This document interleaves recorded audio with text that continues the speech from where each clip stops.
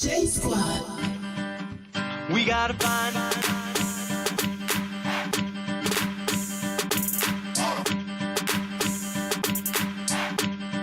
Now what do we do? That's the first clue. Now what do we do? That's the first clue. We gotta find.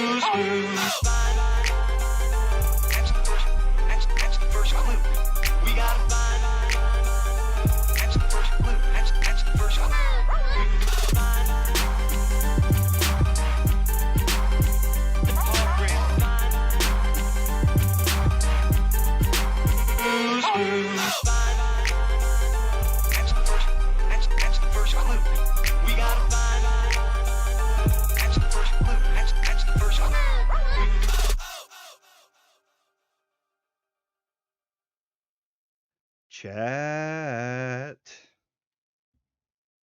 Hello, everybody. How are we doing today? Oh, what a glorious day it has been. So as you see, we have some very interesting stuff to talk about tonight. Something close to my heart, something that I've been doing since the beginning of my small career here, and that is SmashJT content. For those of you who may not have read the opener or the title, SmashJT got hacked this week.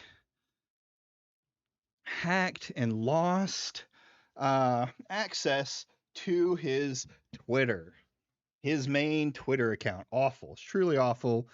No one deserves to be hit by the phishing attempt that he was hit by, even if they're too dumb to do anything but fall for it.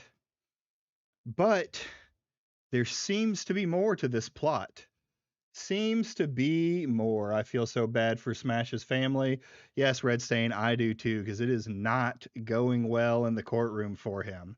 And it looks like it's causing more of a burden on other people too. So we're going to get into that tonight. We're going to take a look at Smash's response to his hacking thing. He blamed it on what makes this feel so fake, and what first started throwing up red flags for me on this, that there's something wrong. Not that it's fake, but there's something wrong. There's something else going on here. Was him specifically going after the Team Kill media when it came to this hack. Like, why use them? The only it's very convenient to use them when they're doing copyright strikes, but to flat out say that they're they are hacking people's accounts to silence them, I just don't believe that. Again, this could all been avoided if they just settled their differences in a one-on-one online match. Yeah, I agree. It also could have been settled by not making 60 plus videos on one person just to make money. But let's get to it, chat. If we get past the Smash content in time, I'll bring up our game for the our indie game that we're currently playing. Hey, K-Med, what's going on? But I want to focus hard on this. There's going to be a lot of reading too, so I'm not going to bring up the game. Maybe after this, we'll see. So first thing though, we're going to start with Smash's account. And if his video doesn't explain all of it, which usually he just reads his own tweets on his accounts, then I'll go back and we'll pull up the tweets and I'll show you what caught my eye and what has made me go through this entire thing. And people have brought me things to me, Kamoji and Nazmir and others, about the case that's happening. And man, is it not looking good. So let's begin here. Boop. With SmashJT. I got hacked. Covering code Violet. Team Kill media scam got me. What a title, man. What a title to start with. Let's go. On X. And this might actually be the first video that my haters will hit the like button on, because my career as far as a content creator on social media might be coming to an end if this is not addressed. Might be coming to an end if this is not addressed. I don't think Smash wants it addressed. It's that serious. Get to that. So in this video, I'm going to talk about what happened, the events that led up to me getting hacked and why this happened, how you can avoid doing this in the future, and what these hackers did to make it seem like this phishing attempt was actually very legit, coming directly from X themselves. So I highly recommend you take note of this so it doesn't happen to you. That's so sad. I brought up my alternate X account. This is SmashJT Plus. I don't typically use this account very much. It's more for just the offhanded stuff that doesn't fit on the main account. And I haven't used it for a few months, but now is a situation where I'm glad I have it. On SmashJT Plus, I said, alert, couldn't be this lucky. SmashJT has been hacked, and I have lost control of the account. Please help me get a hold of X and Elon Musk to resolve ASAP. Thank you. It's so sad doing this. Like you realize every single company out there has some form of or some procedure to go through to get your accounts back. It's not just as simple as losing it. All he has to do is click on the right button or search for recover account or something like that. I got hacked. How do I fix my Twitter? I don't know what adding Elon Musk and of course CCing. I don't know why he CC'd in a fucking tweet, but CCing Grums, like Grums is going to be able to do anything about it. Thank you. And I CC'd Grums and then CC'd a whole bunch of other people. And I'm like, you know what? I could CC everyone with this, but unless X themselves sees this, nothing's going to change. So I've gone through and I'll Unless you go through the normal procedures to be able to get your account back. talk about this as I get later in this, but I've gone through these steps and trying to get in touch with X support, but that can take days, if not weeks, potentially to get addressed, which is very concerning. I said, I checked the email address and it looked legit. F my life. I just woke up. Okay. And was Let's look at this email address together. Notify at rightsnotice-x.com. Does that look like a legitimate email address to you? Anyone? That, like, why would it be rights notice? What does that have to do with copyright? Because right is in the word? Dude, I would have instantly looked at this and been like, something's not right here. Wasn't thinking right. Ugh. Copy and paste that into Google and see what comes up. I already have the evidence for it. I'll show you what comes up. It has a something Smash couldn't do apparently. Yeah, Smash couldn't do it. So this, where is it? I forgot to bring this one up. File in motion. Here we go. Here we go. Buddy of the channel, one of my mods, Grizzle sent this over here. So let's take a look. If you look it up, this name right here, the domain information will come up. Make sure y'all can see it. Hold on. Let me shrink it down a little bit. So the domain information comes up. What does that say right there? rightsnotice/x.com. Name, registered details is a Hot Singer Operations UAB out of apparently Lithuania, created 1/13/2026 at 22:54. I don't understand why he's worried about how long it takes. His wife supports him anyway. That's true. Like, this is clearly, and this is a New York number, I think someone told me, 221 area, but that could be anything. I wonder, though, I don't know if anyone knows about this domain information. Like, is this Lithuanian time or is this something else? Now, I want you to take note. All right, so what's the deal here? Really? You were first one in and you still don't know what's going on? We've been talking this whole time, Simon. So anyway, this is the email. I still can't believe he got hacked after not learning, after McDizzle played him like a fiddle. Yeah. No, he was really hacked. He was really hacked. Brody online actually called out the hack because he got sent the same email. But I do want to take notice, like, this domain exists.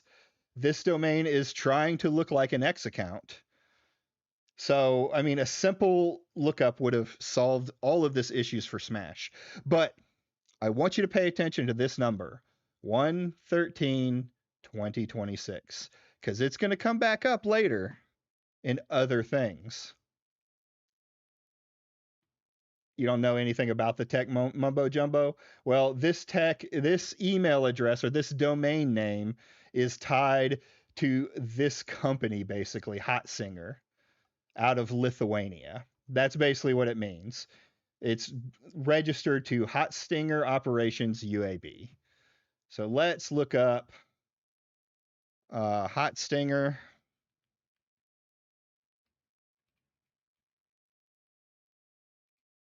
Oh, Hot Stinger is just a web hosting service. Gotcha. So yeah, this was hosted on a web hosting service. Yeah, someone paid for a false domain to use for phishing. It's exactly what happened. I'm surprised that they didn't post anything on his account during the time that I got hacked. That's one thing that I noticed in the very beginning is there's been so far zero activity on the SmashJT account. And this is very unusual for a hacked account because usually they're spamming emails out there, crypto scams, anything that they could find to try and you use it. Oh, you use it for work stuff. All right, angry Canadian. Well, maybe you can help me with some of this information too. So Oh, but I want to look at SmashJT. Yeah, so far nothing has been posted since the 13th of January. So same day he lost the account is the same day that this was registered. But there's more to it than that. Now, we're conspiracy braining here, so all of this is just pattern recognition that doesn't really mean anything until anything actual evidence appears. So I want to get that straight beforehand as we dive down this little rabbit hole that we have here. So let's go back to Smash's video and let's see him go through the story. this is the email that came through. And this is the email address, notify@rightsnotice-x.com. And I'm like, that's a little sus. I don't necessarily believe this is a real He's about to be, Simon. He's about to be. We're going to see it later. X account that's emailing me. So I was going to disregard it. And then I started getting messages from friends saying that they're getting their YouTube accounts copyright struck from Team Kill Media, the company behind making the... You see how he puts this into... He's pushing this into the same situation that his friends are in. And yeah, the video happens to be... Well, here's the thing. Like, hold on. The video that was chosen was Code Violet, right? But why would they copyright strike everyone else, but then try and hack his account using a tweet about them? It just doesn't make any sense. The game Code Violet. And then I saw the email information and I'm like, oh, I'm getting a content. You gotta feed it. You gotta drip feed it, Simon. That's the way this works. It's content. It's content. Dispute from Team Kill Media on Twitter or X. That never happens, but this developer must be really going like hardcore raging to get everyone taken down for daring to talk about their game. So right away, my brain was like, okay, maybe the email address doesn't seem legit, but the situation sure as hell smells right. Pig, man. You're gonna get it. What everyone else is saying. It says, but you're going to eat this first. Content dispute filed. Hi, SmashJT. We've received a report regarding the content shown below. After an initial review, it appears that it may not comply with our platform guidelines. The report mentions that the post might include copyrighted or otherwise restricted material, which lined up exactly with what was being claimed over on... Here's the thing, though. Like, why would you think that this tweet is saying that? Like, what, like, for it to be copyrighted material, there would have to be something in the tweet that was copyright, right? But there's nothing. You will enjoy it just like we have to sit through your rev slop, Simon. Anyway, like, why would he, like, what in here would he think would do this? And he already said he questioned the email. But everything else lines up. Material, which lined up exactly with what was being claimed over on YouTube. So I fell hook, line, and sinker for this. I said, this is how they got me fished. It was pretty impressive, not gonna lie. It's not very impressive, not gonna lie. Initial email came through to me, and I saw it on my phone while I was grabbing my morning coffee. Due to the topic at hand, I immediately assumed the worst, referencing my video about Team Kill Media. Seeing as they seem to be going flag crazy lately with creators, I assumed they had moved on to targeting X social media accounts on top of YouTube videos. Yeah, the only thing I clicked the impressive is link how on my cell stupid he phone, looks. and it brought me to a site that looked legit. Even still, to be sure, I went and double-checked the email address, and while it was a bit sus, So, and here's the thing, they say phishing, but this doesn't even look like just normal phishing. This looks like spear phishing. Like they're specifically targeting him. everything else lined up, and I assumed this was an email address that X uses for these situations. Now, obviously, hindsight's 2020. Anytime you get an email from a company, double check the email to make sure it's an official company. No shit. No shit. This is like basic security 101. Source. Again, this was very early in the morning. I just had woke up and was going over to get my coffee and loading up my phone messages like I do every day.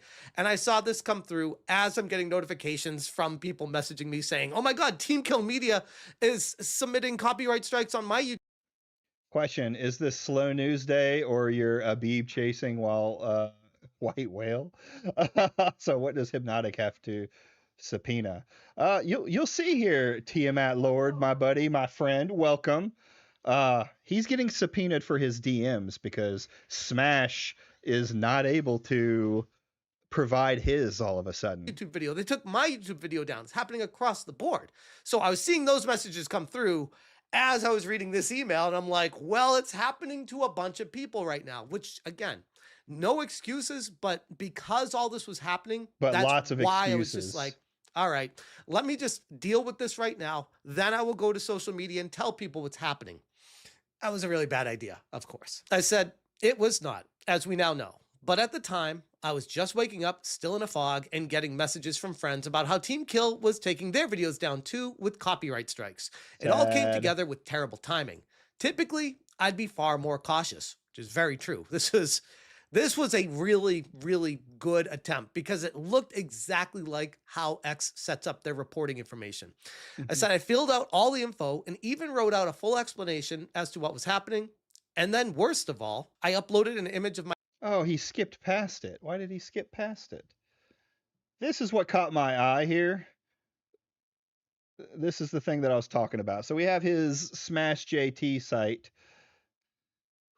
And let's see here. Where was it? Where was it? This right here. This very image. Why does he have a screenshot of his copyright dispute where he's submitting it to his email address? There's only two options here. But seriously, this case won't be solved this year. It's going to take a while. It even dropped off the main feeds. Which case? Are you talking about SmashJT's lawsuit? Or are you talking about the actual hacking? The lawsuit, yeah, has dropped off because it's been a while since it's going on. It's also quite noticed that Smash hasn't been talking about it with the latest developments that have come out. And yes, I am chasing my white whale. Tiamat. But here, there's two options that I see for this. One, he was screenshotting it as he was going through this process, which to me is odd. Why would he do that if he doesn't if he's questioning the validity, like if he's not questioning the validity of this? You know, you even can see down here, it was pointed out me, this is the image of his driver's license. So either he is screenshotting all of it while he's going through this process, even to the point where he's submitting, or he went back through the same email and did it again, giving him their driver's license again, just to show proof of it. This just doesn't make sense to me. The only thing I can think of is he got that one Windows feature turned on, that one that can screen record everything. Maybe, but why would you even have that turned on for this specific situation? So maybe that's an example that I haven't seen. So you may have given me a good one, K-Med. I still find it odd. And then here's your email address has been changed to AnnAmelia's@gmail.com. It's odd as hell, no doubt. So yeah, this is what he kind of blew past right there. my driver's license to prove who I was. So now the Is hacker he has that all my paranoid that he info needs to record and a everything he does screenshot regarding of social my media driver's stuff? license, Maybe. which is not a very settling feeling. And even Master TDS replied here and said, "This is going to be an issue. They will be able to use that to verify they are you. Hopefully, we can get someone else to intervene." Wow. Wow. That's riveting commentary from the assistant therapist who thinks he's smarter than everyone else.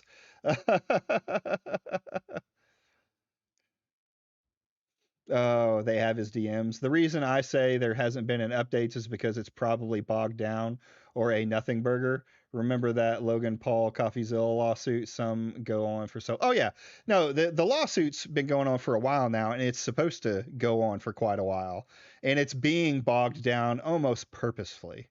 It could be an inactive fish. Yeah, I suppose it could be, but at the same time, like it seems really weirdly targeted at Smash, especially with the timing that has happened. So not great. But what happened next was blazingly fast. I needed two-factor authentication to access my account. It was somehow hijacked after I entered the 2FA, and they immediately changed the email on file to the one shown in the. Okay.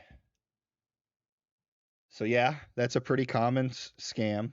How they get around two-factor authentication is when you send them the email, the bot goes in and starts signing in with the credentials you put in, and then it requests basically a copy paste of the number that you're going to receive to your email, and then you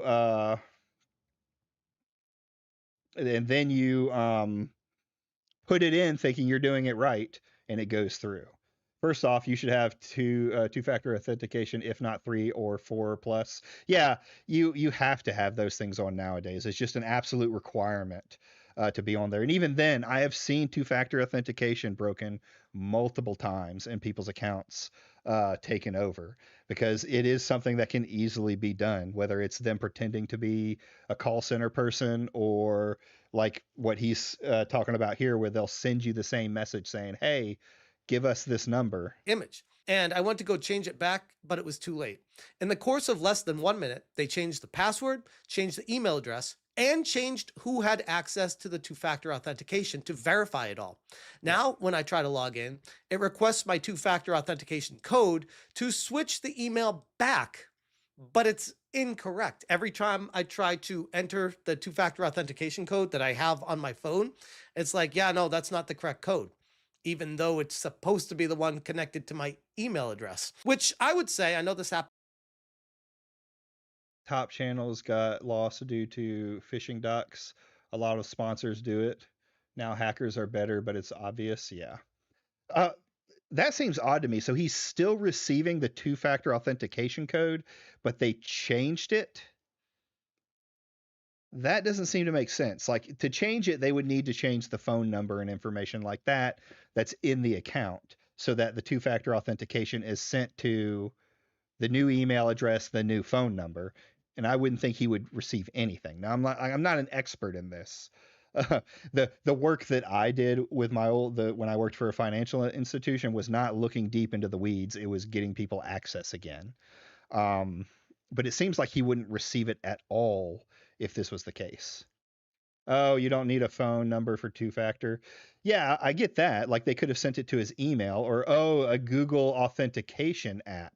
I see. So his phone number may still be on there, but it's oh, okay, I see. He's using Google Authenticator. The codes aren't right because it's not his authenticator anymore. If the hacker is a kid, that would be hilarious. Oh, that would be pretty funny. Happened to friend of the channel, Jake Randall, a couple months ago.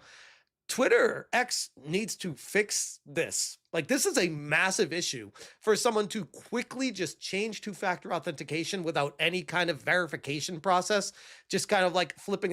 You gave him the verification process. You said you gave him the two-factor identification code. They can bypass it, and they can even set a passkey. Oh, yeah, that's true too. I didn't even think about that. He's saying he gave him the two-factor authentication code. He gave them permission to change all of that stuff. a switch like, oh yeah, I'm going to put it over to this one now. No waiting time, no nothing. It's like there needs to be like a gap there to have people that are having their accounts hijacked be able to step in and say, no, no, no, do not switch this over to them. Yeah, but it's not a person doing it. It's more than likely a program, a bot that they designed to go in there and change all of that stuff in an instant. There's not some guy trying to hack into it. They send the phishing attempt, you go through it, the bot does what it's supposed to do. You can't beat that time frame. You have to use other methods like multiple types of two-factor authentication. Um, to be honest, it could have been worse. I mean, as long as they don't steal money from them. I don't know that they'll steal money. They could completely close the account down. Like if it was someone that absolutely hated him and wanted him offline, I don't know why they wouldn't just, put all of the messages on Kiwi Farms and then delete the account. But here we are. But that is not happening. And because of that, they took it right away. I said, I am desperately trying to contact X support Elon Musk and hopes they see this and address it ASAP before the hacker destroys the account or worse. Please help get the word out. And I said, oh, I forgot. Here's the bottom of the email that they sent. Looked extremely legit, and alongside everything else happening in conjunction with the situation, it was the perfect storm. So now SmashJT, it wasn't the perfect storm. You hacked, gone. Completely fucked Any messages up and didn't pay attention to anything. Like this isn't a perfect storm. This is a pretty typical phishing attempt, right? It's one of those, but Smash probably didn't check the email. Most of Smash ones can get caught. Most of smart ones can get caught. Yeah, I don't know if you were here earlier. We showed the domain for the email address, or for the email that he was sent for it, and it's clear that it's a scam even by just looking it up.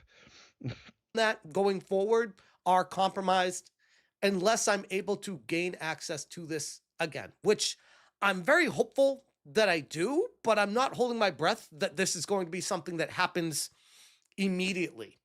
Typically, this is the kind of thing that can take days, if not weeks, if not longer, which is very stressful because I use X for lots of communication to stay in the know with what I'm communicating with everybody every single day. And also, a fun fact is he has been requested through Discovery to provide any DMs and messages connected to the case dealing with Alyssa Mercante and the people that he has connections with currently right now in New York where they're trying to get jurisdiction. And yes, at the end of the day, it is my fault. The email was verified by a trusted SmashJT insider. Needed to be more on point because these phishing expeditions that the hackers are using are getting far more advanced than you could have ever imagined. Yeah, you can tell he has no idea what he's talking about. This isn't an advanced phishing attempt. This is a pretty typical phishing attempt that's being used for years. The bots that go in and change everything, even the two-factor authentication bypasses and stuff like that. It's all very common phishing attempt. So be very careful whenever entering your information anywhere, especially if it comes from an email that isn't directly from the source that it's. Let me tell you, a lot of financial institutions and places like that won't even put links or anything like that in the emails anymore. They just flat out tell you to go to your account and do it. There is a reason why anon and hacktivists are effective is what I think you mean. Yeah. I mean, there's tons of people who fall for it. It's an it's an active thing that goes on. But Smash is supposed to be an internet guy that knows better, right? He's been on the internet for a long time. He says it's advanced, so he doesn't look so stupid. Welcome damage. Yeah, that's the kind of thing that's going for. That's why he's like, oh, it's like super legit, and I didn't even notice. Says it is. And I know in hindsight, it's so obvious, like, duh, I shouldn't have done that. But in the moment, everything seemed to line up and make sense. And right as soon as I sent it all, I was just like, let me go and try to recover the account. and 30 seconds later, gone. Everything was out of my hands and out of my control. So hopefully people will be able to get this information out to the right sources and get attention to the situation. And more importantly, use this in their own personal lives to reinforce the idea of don't be quick No and one flippant gives a with fuck any what of you have to say on that. All right. So here's where I'll give Smash some credibility. When we talk about phishing attempts and all of that other information, anybody can fall for a phishing scam, even one as simple as this, right? Uh, you can, like, it could be that he's going through the morning and he's doing this and that and all of these other things, and he clicks through it and accidentally does it. I've talked to people who were, I remember talking to a guy one time that was a detective, a retired detective who had specifically worked on these kind of scams. And he was calling in to my financial institution because he had fallen for one.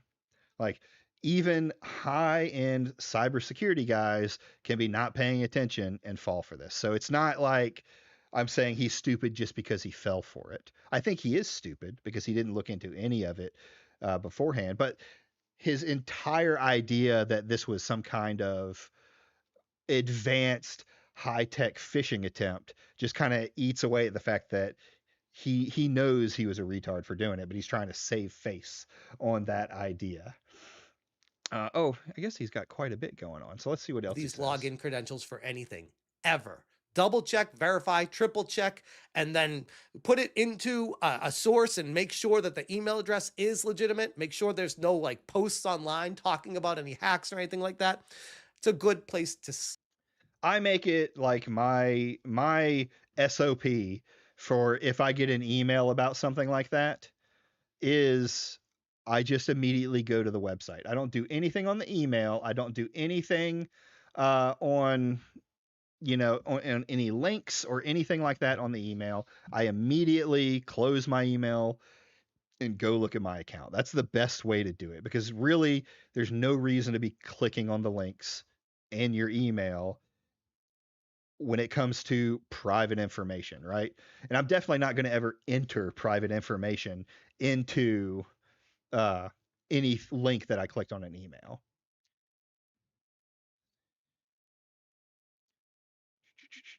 The funniest part is he tagged Elon like he's gonna look personally into it. Yeah, I mean Smash he's done this with like the FBI for like minor threats and everything like that. It's just what Smash does. He thinks that adding people online is going to do something, or he thinks he has more clout than he actually has. He thinks he has more influence than he actually has. Uh, i.e., we damage sector. This is possible for even smart people to fall for this, and this is a tale of as old as time. This is why you try trusted protect. I don't even trust Gmail. Yeah, I agree. I agree with you on that. You shouldn't trust email at all, right? Even when it seems like it's coming from someone you know, because email addresses get hacked, and then you have to go through that whole thing. Honestly, I just don't attach my email to any of my socials for random people to email me. Yeah, that's true too. I keep mine hidden. There's no reason for anyone to come up and email me, things like that. You can contact me on social media if you want to get a hold of me. So we've already seen, what's going on here. Yeah, we're gonna get through this pretty quick. I hate to tell you, Simon, the hypnotic stuff isn't very long. So we may watch some videos. I have some stuff that we may watch in after. So SmashJT is hacked. He's claiming that it's a advanced hacking group of hackers that are going after it. Now, why specifically did I want you to remember that date? Well, I wanted you to remember that date because on January 13th,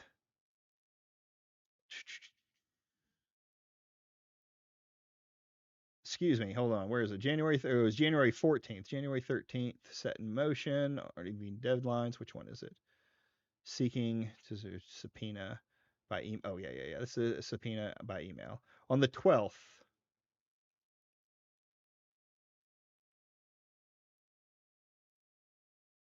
there was an email. Am I just completely losing my mind? Where the fuck did it go? To file a motion, granting motion to leave before leave, motion for discovery seeking. Mandatory rules. I think, is this the one that's set below? Oh yeah. This is it. So what recently happened on the 13th was an email that was put out basically saying that, or excuse me, he was done on the 13th, so the 12th. Man, one day I'm going to get all this shit right. On the 12th, Alyssa Mercante's lawyer posted a request saying that SmashJT and his lawyer were not complying with discovery. They were in violation of their discovery and hadn't sent any information, with incredibly bad or incredibly vague reasons for why they can't do it. One of those things specifically, hold on here, being that they couldn't access his data off of X, that he didn't know how, which, funny enough, they agreed that they would be able to do. This is normal, or if you want to be obtuse, happens a lot. What do you mean? Them not going after them not I'm losing my words today. I can't even speak. Them not going with discovery. So one of the things that they stated specifically was that SmashJT couldn't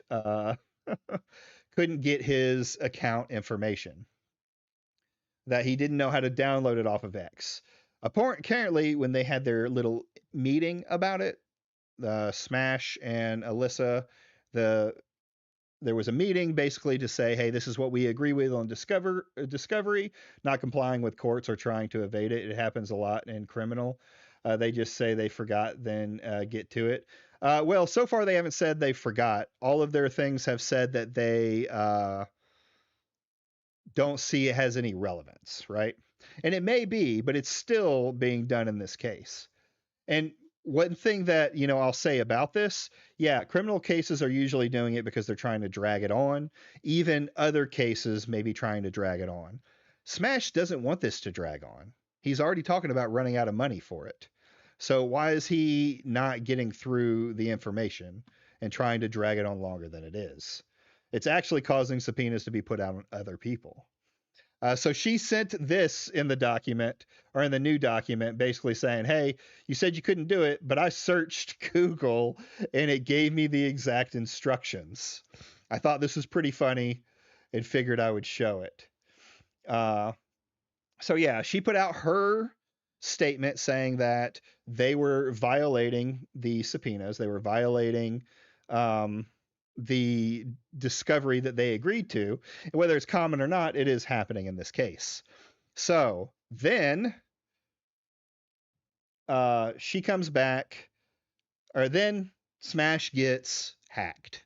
The X account that they were trying to get him to get data from is suddenly inaccessible to Smash the day after this information comes out.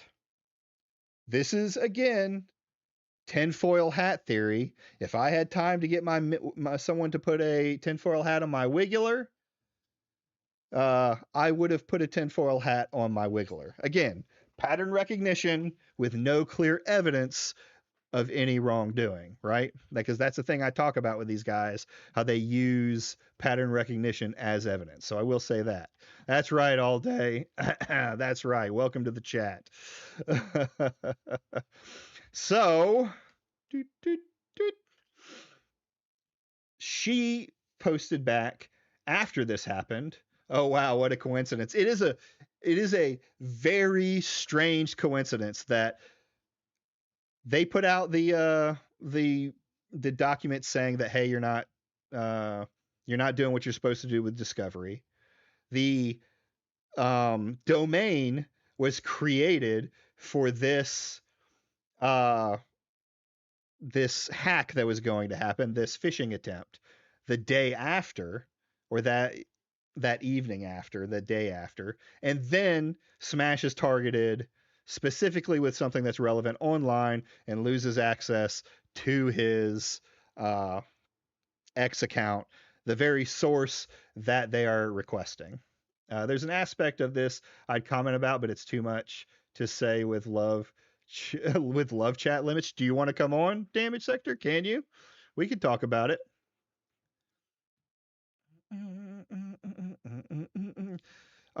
So anyway, this is her kind of the relevant context of what's going on.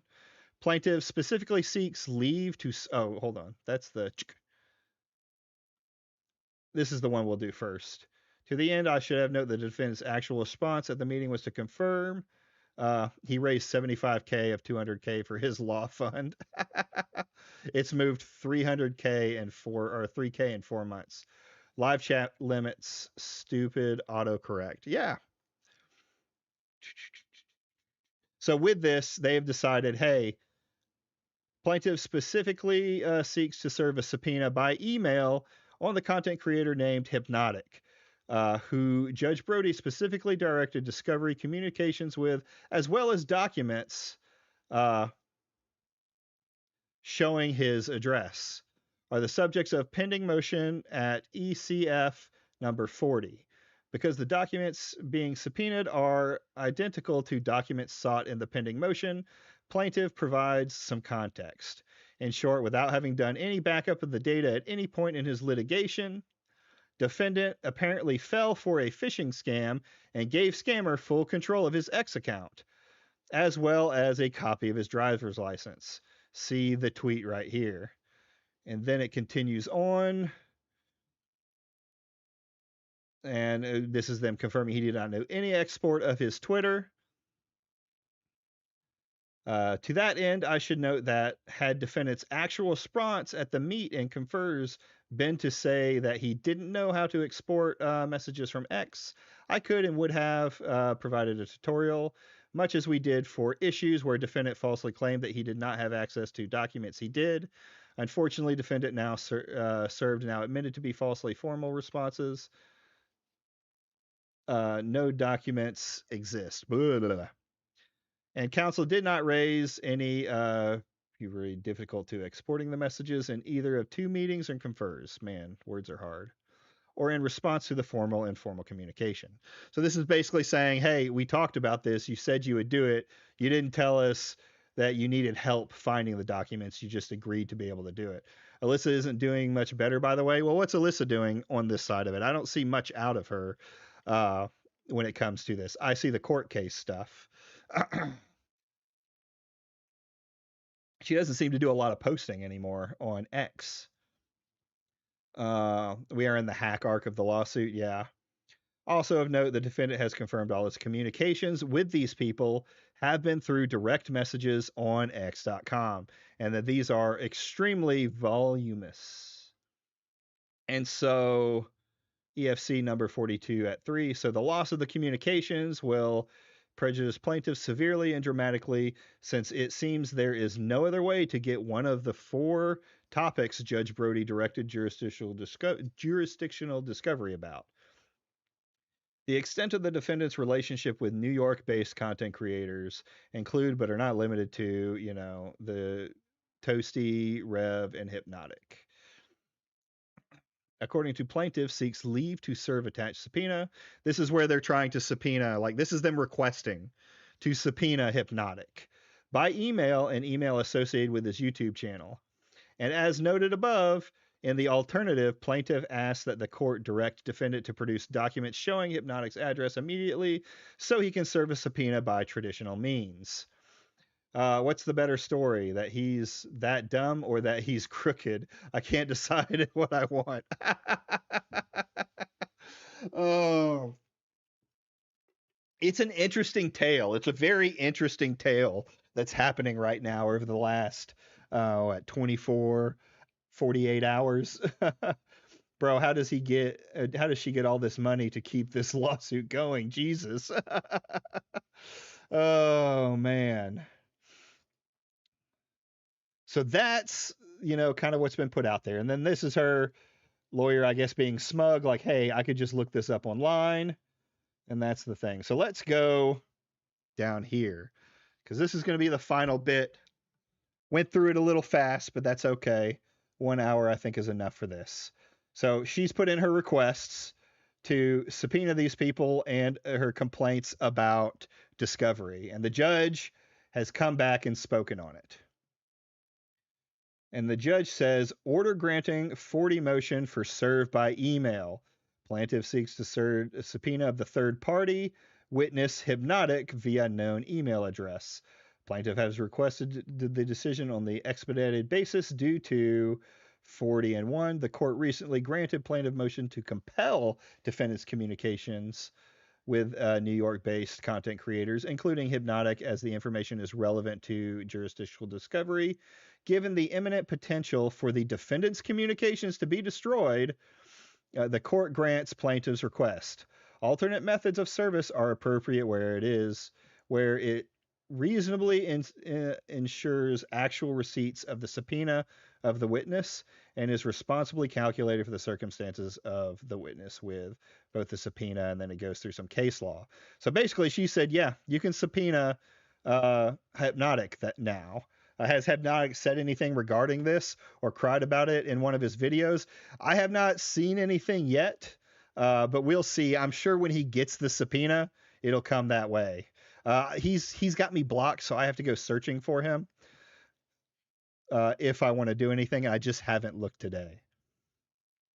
So, and then they're granting the motion to compel directive of all documents to the plaintiff. I wonder if Hypnotic is going to ride or die for Smash. One thing I'll say, like I've been saying about Hypnotic for a while, is he was shifting his content away from the anti-woke stuff long before the others started to see a drop. Like once he started, I'll say this about Hypnotic. I think he is the smarter of the anti-woke guys. I also think sometimes he's the most malicious in the way he talks about it. But that's just from my thing, which you think Hypnotic would really put his ass on the line for Smash. No, I don't think he would. And I wouldn't, it wouldn't surprise me if he just went ahead and dropped everything. But I don't know how bad it makes him look either. He won't.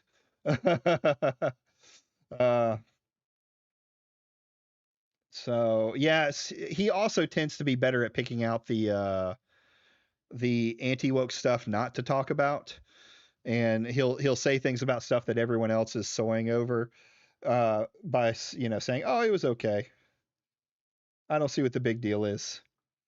But basically this is them telling the smartest anti-woke is quite the low bar. Come on now.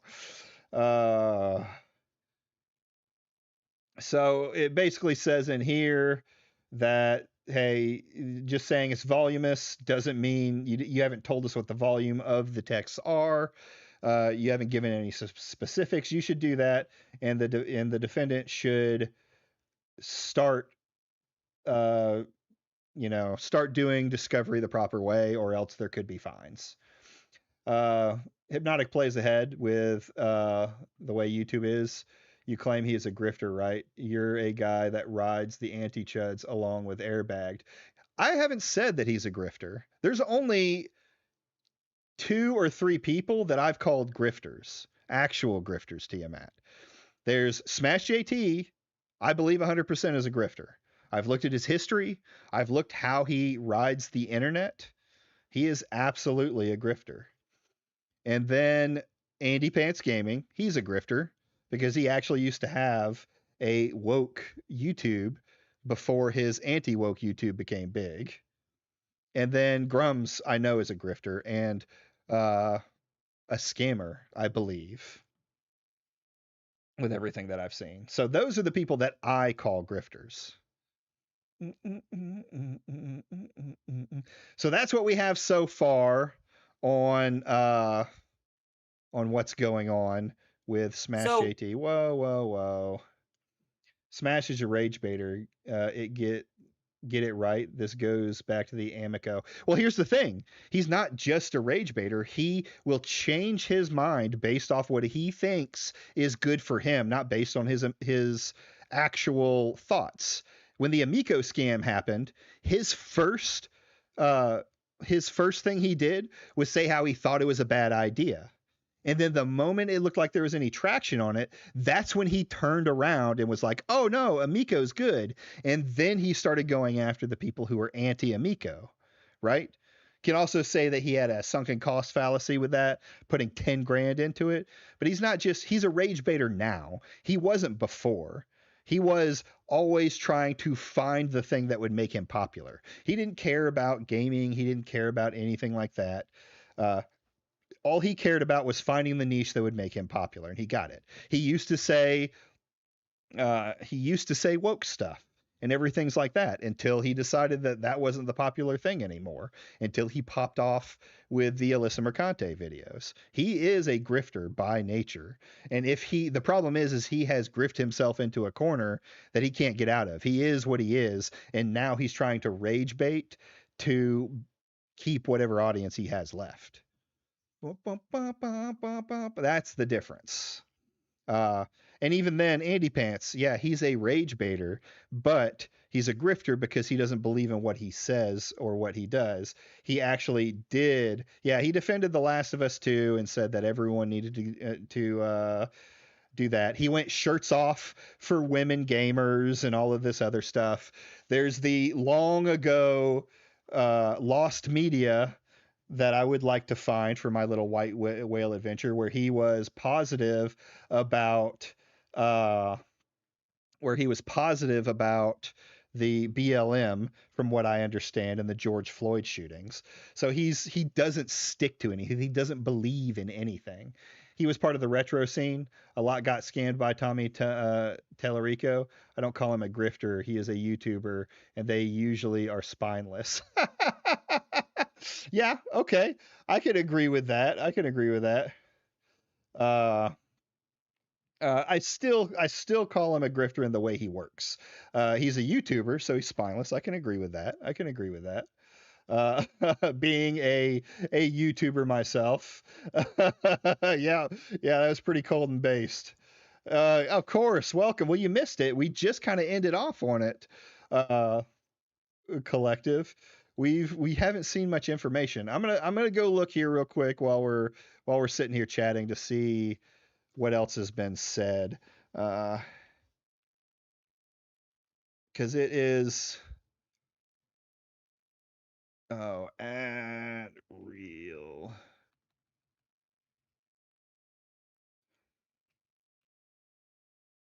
Boom. I deal with another person similar to you. He was part of the similar. You have links to other people I deal with. What does that mean? You tell about the group chat. Oh, that's true. I can show those off if you want me to. Let's go back. You don't like what I do, Tiamat? Does that bother you?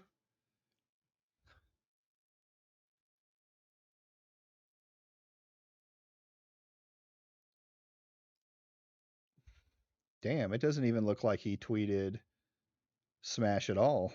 Yeah, he's completely silent on the Smash hack. Okay, okay. The idea I use YouTuber as an insult because most ride waves they lose their craft. Well, yeah, that's the problem. Is once money starts rolling in, it becomes really easy to just do what is popular, what is going to make you money, and you end up losing sight of it. So I 100% agree with that. I worry about it with myself going into this. I don't ever think I'll be a big YouTuber, but I want to do the content that I want to do, not what gets me clicks and views. So let's see here. Let's go into this.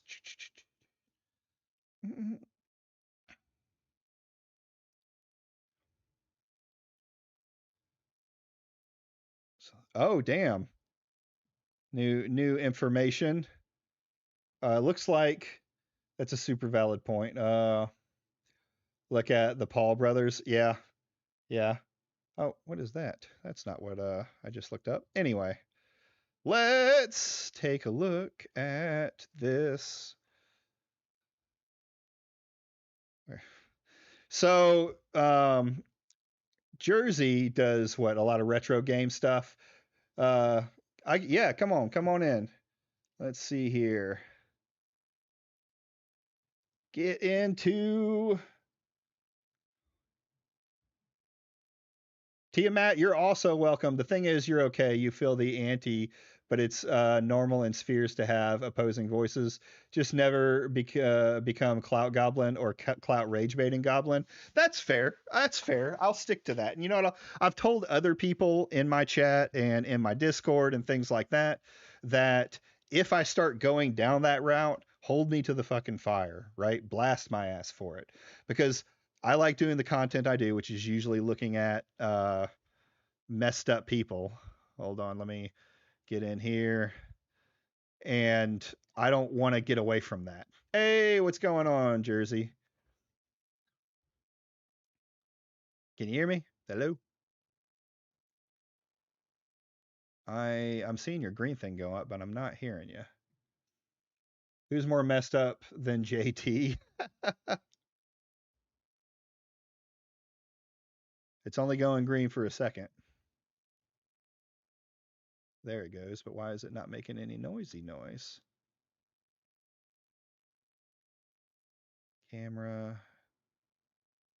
Yeah, I can't hear you, bud. I don't know what's going on. Who's more messed up than JT? I mean, I can think of a lot of people. We looked into that Limus the Slime.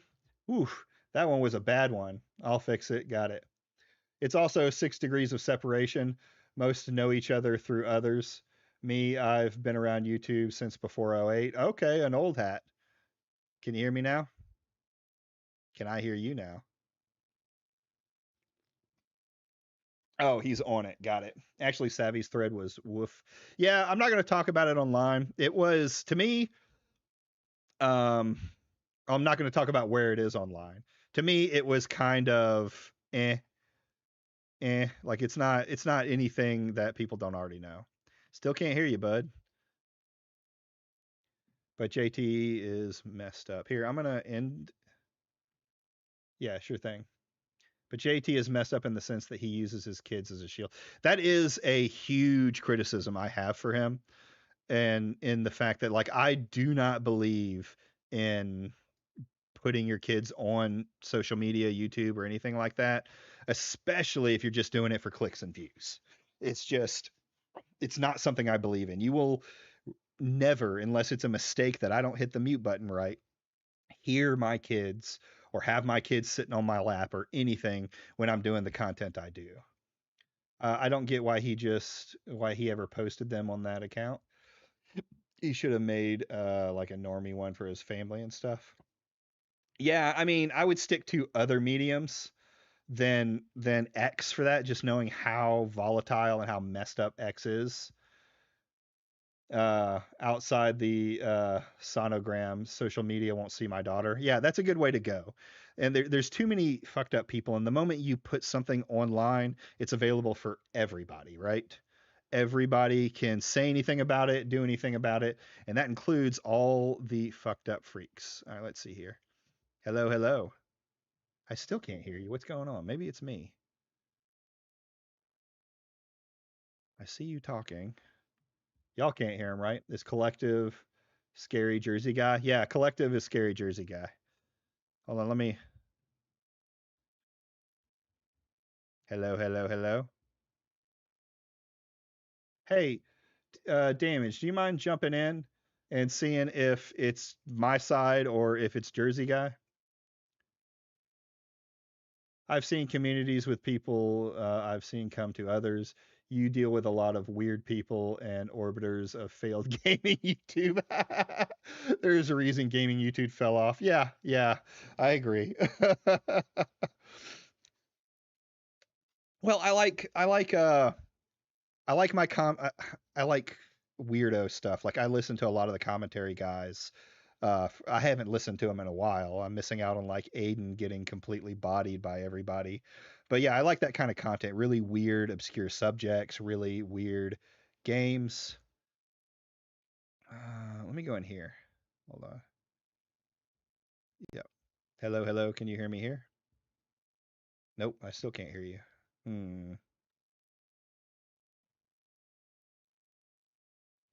You can hear me. Yeah, I'm definitely showing heat going out. I'm definitely sending signal. Yeah, I don't know why it's not hearing you, or why I'm not hearing you.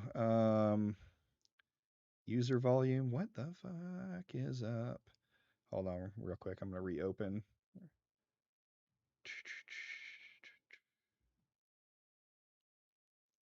Hello, hello, hello. Why can't I hear you? Old man having problems.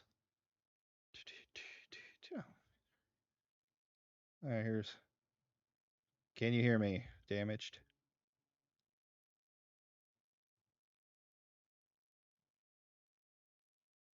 Yep, it's definitely on my side because I can't hear damaged either. So why can I not hear you guys? Oh, you know what? I bet. I know what it is. I know what it is. Yeah. Try talking now. I'm talking now. You are talking now. We can hear you now because for some reason it set my uh the input, my headphones to something else instead of you guys.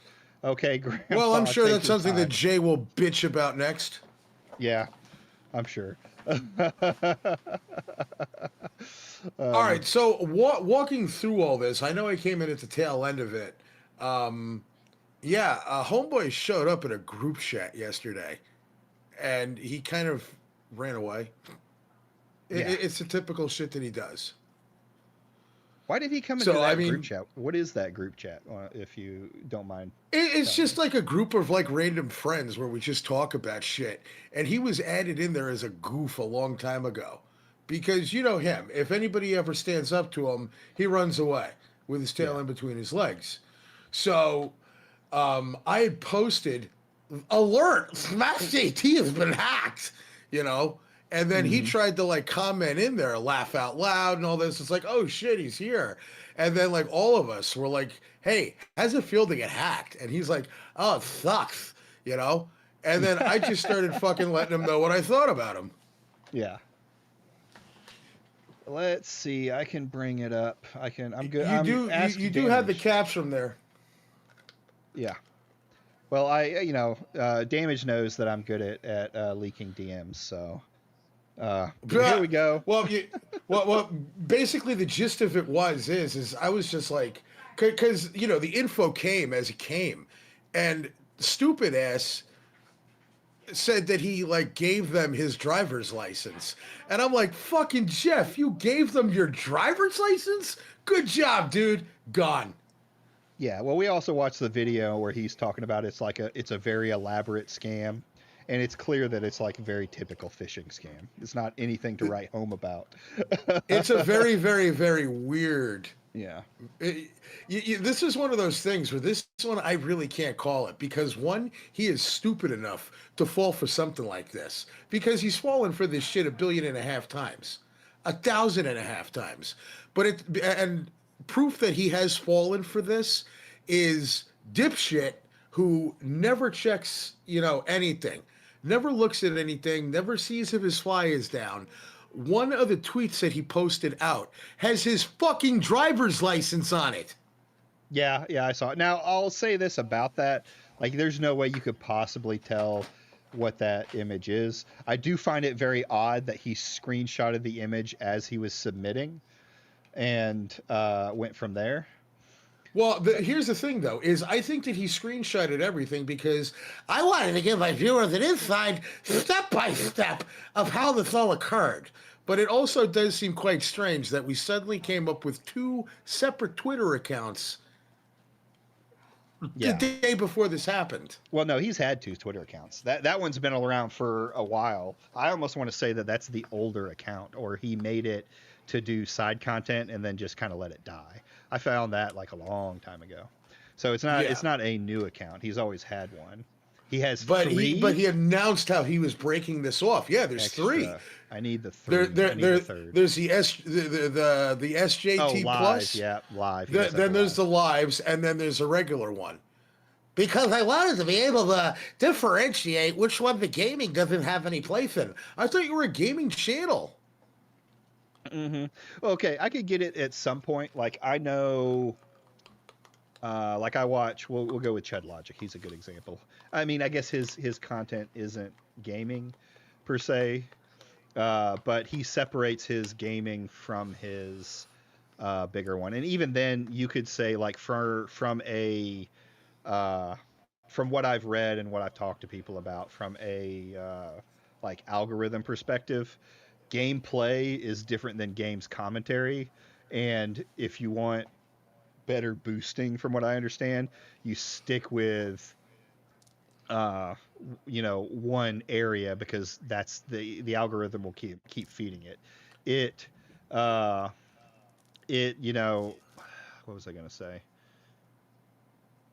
It makes sense, but also where's the logic in it though? Because all right, fine, we're gonna separate our gameplay from our commentary. We did that already with the secondary lives one. What is the third one serving? And especially, what is Well, it serving on Twitter? I don't know. I don't know why he created the second one. He said for content that didn't belong on his main channel, but that's what it Okay, is. I agree. is He that is the because we're equivalent of BreadTube. I agree. I did Uh, read upwards there that he did get laughed out of the retro gaming community, and I can 1,000% confirm that shit. yeah. Well, you are part of the retro community, right? I Uh, wouldn't consider myself a part of like a community or even like a retro scene, but it's like I've said before and I'll say it again. So if I'm lying, I'm flying. He would just show up in everyone's shit and ask people to watch his fucking videos, and then if you told him what you thought about them and he didn't like it, he would throw a fit about it. He would threaten to quit YouTube. He would rage quit YouTube. He would come back about a week and a half later, and then people would make fun of him, and then it's just kind of like with this with him coming into the groom chat. It's like, okay, guys, we're all just playing along. We're all laughing at the same thing. And then I was just like, shut the fuck up. Because he's trying to do like he'll like comments that I had made in there, like the short time that he was active in there. And then it wasn't until I laughed at him about the driver's license thing. Because how fucking stupid do you truly have to be? And yeah. that's when he Well, took off. and this is what I've said. You probably missed my statement on this. Here's the thing. Like when it comes to phishing scams, so we're gonna go on a little bit of defense here. I'm gonna defend for him. When it comes to phishing scams, when it comes to any of these kind of scams, you can know about them. You can do the details about them. You can, be a cybersecurity guy.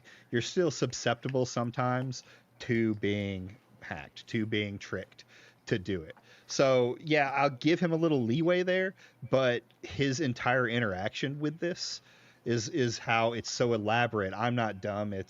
It was just there's no way I could have known. I didn't realize until after the fact that something was wrong and then they stole But it. in the past Yeah. life, he was a part of an IT company. Right, he was. But even then, So what does I that tell you? true. But I met a guy That's probably why he's no who longer with the company. yeah, maybe. Could be other reasons too. Well, so here's the thing. I used to work for financial institutions, and my job was a lot of like digital stuff, password resets, things like that. One thing I also did was help people lock their accounts back down and get access to their accounts after someone had scammed them into getting their information and them getting on, and then report money lost and stuff like that. And I remember one day talking to a guy who was he was a cop. He was a detective who specifically his area was on that kind of cyber crime, those kind of cyber scams. And Yeah. he had fallen for one, retired, a little bit older, but not like, so old he was losing his mind or anything. And yeah, he fell for it. So anyone can fall for it. But the actions afterwards is kind of where I get my thing. I do think he's dumb. Like, it's very obvious that it was a scam. It's a very common phishing scam, but I can give him a little leeway. This is all right. Yeah. let's get to the screenshot that we've had up here. So this is in old Scary Jersey's friends group that apparently Smash was put in as a joke, and he decided to come in and talk in this chat to these guys. Let's see here. Who's the top guy? It's a friend of mine, but it was like, hey, how does it feel to get scammed? And he's like, oh, it sucks. Laugh out loud, you know.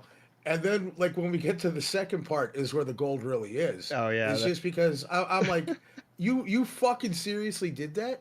This comment right here, I just love. The Somalis and Indians did it. They are getting revenge from you. The ship pirates.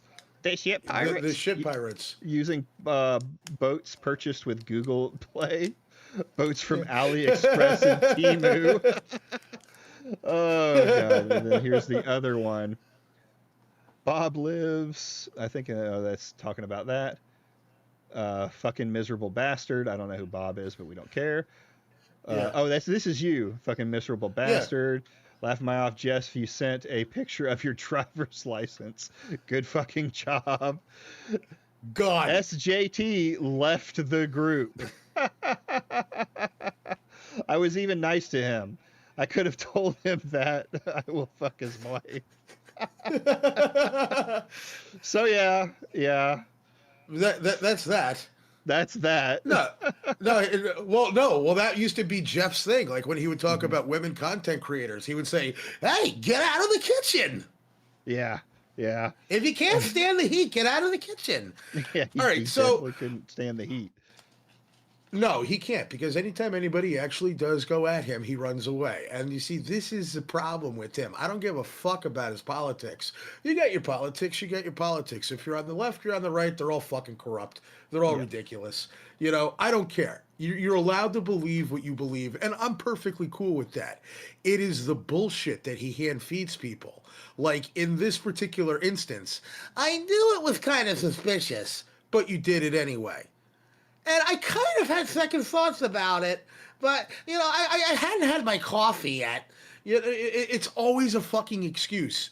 And it's always just like, well, I fucked up, but I mean, but you know, it's just like, I didn't have my coffee, and I knew there's something, and that's it. That's Jeff's MO. I knew something was wrong. I knew something was sketch, and it's not until the bottom has completely fallen out on him where he's like, oh, I always knew. Yeah. I mean, it kind of goes through him. Hold on, I want to talk with. There's no new locales. If people say person is a locale, they are one themselves and don't know what one is.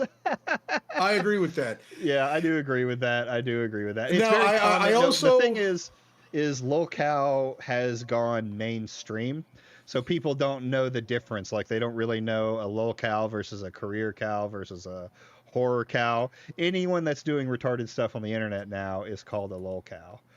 Now here's the thing, though. As Smash's A-log in that situation. I can agree that Windows 11 has bullshit security issues and their engineers suck ass. But here's the thing, is how many times can one person fall for the most blatantly obvious shit? I mean, like, if this guy ever went to India, it would be all over. He would get fucking ripped off by every street vendor. Yeah. You know what I'm saying? It's somebody could come out, he's like, oh, I have created a Suckatron 3000. It will clean your entire house. Oh, I'll buy it. I'll give you $5,000. Kids, I guess you're not going to DeVry this year. You know, it's just, there's always a fucking excuse. There's always, I knew something was wrong, but I mean, I have this problem. Never any accountability. And this is why he got laughed out of the retro gaming community. This is why he got fucking shat on for the Amico. This is why he's getting shit on now. And of course, it's all politics. It's not that he's disingenuous. It's not that he makes up stories. It's not that he's full of shit on a consistent basis. Mm-hmm. It's always, there's always some scheme. There's always some bullshit. There's always some angle.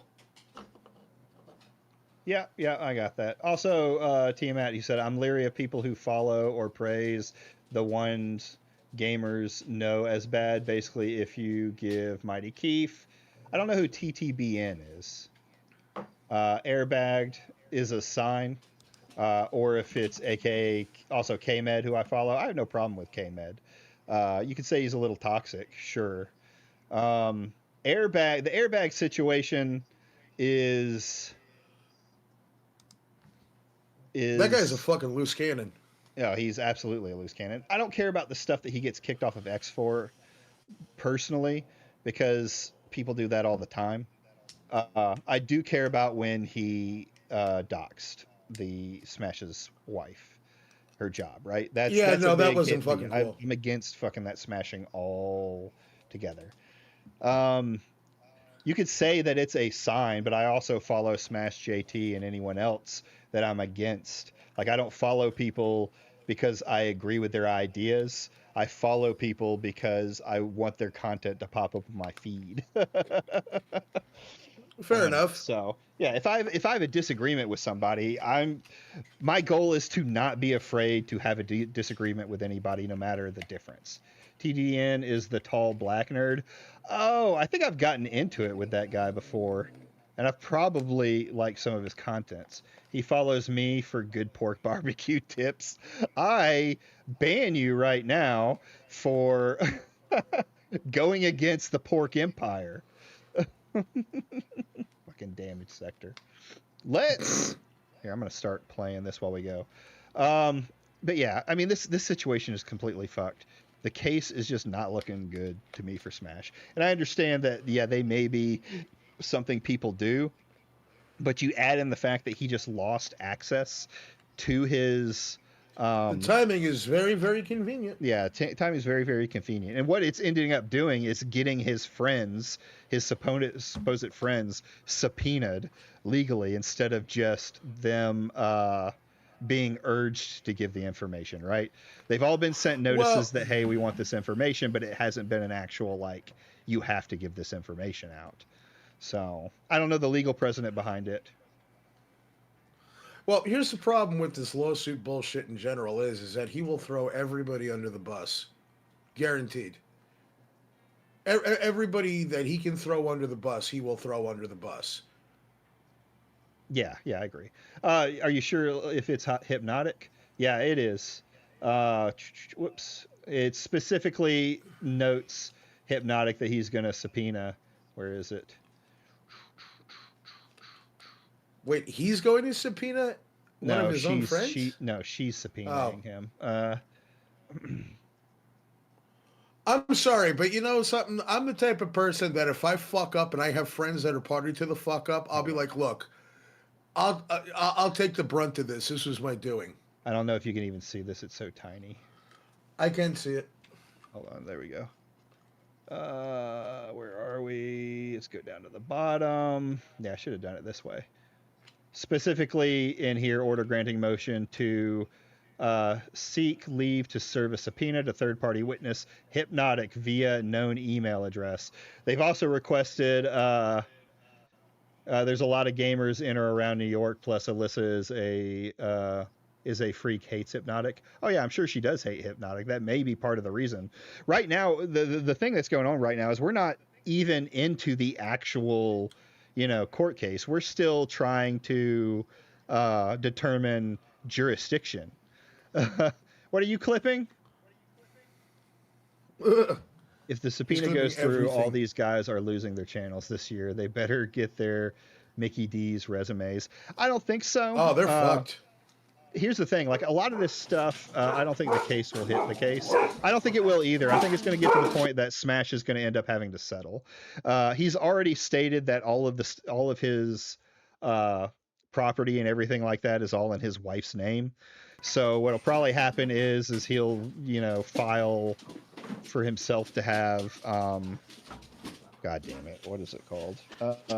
Bankruptcy? He'll file bankruptcy on himself, and he won't have to pay anything. That happens in a lot of these cases, where it just ends up like, especially when you hear like ridiculous amounts of money, their own millions of dollars. They won't, and you also don't want a lawsuit to go through. It's going to be a pretty bad case that can be used to get a lot of YouTubers. Yeah, I could see that. You also got to think, I don't know about. That's one of the fear mongering things that he's throwing out, is that this is going to be used as a precedence to go after other YouTubers that yell at shit. I don't think so. Just because this is so egregious. This is not like this is not breaking new ground. This is fucking bad. I mean, like, this is like a year and a half of shit that has gone back and forth. This isn't, oh, I didn't know that this existed. This has been going back and forth for the past year. You've got a guy who's saying, sue me, where's the lawsuit? You're a whore. Sue me, you're a lawsuit, where's the whore? And then we get a fucking piece of paper that basically says, hey, stop saying these things. Huh, I'm just going to wipe my ass with that. And then he did. And so I can't see it being a precedence, because it's just a level of shit that he has been slinging at her is so egregious. Yeah, and here's the thing, that they're not just going for like a basic harassment that SmashJT is the only harasser in this. They're going for like conspiracy harassment, that everything that he's done over these years with all of these other people that make videos and things. I don't know that it's going to write bylaws of YouTube, but I do know that it could set precedents for like harassment campaigns or harassment and things like that. That's where it could, and it could go too far. I agree with that statement. But one thing that she is trying to prove here, as you read through the documents, is conspiracy. And the judge has said that there are some merits to that, and that more information needs to be done, as well as a lot of the subpoenaing stuff, as well as some of the things for jurisdiction. No, she said that conspiracy didn't have enough information yet, but more information could change it with, the jurisdiction part being more information that they're trying to pull now.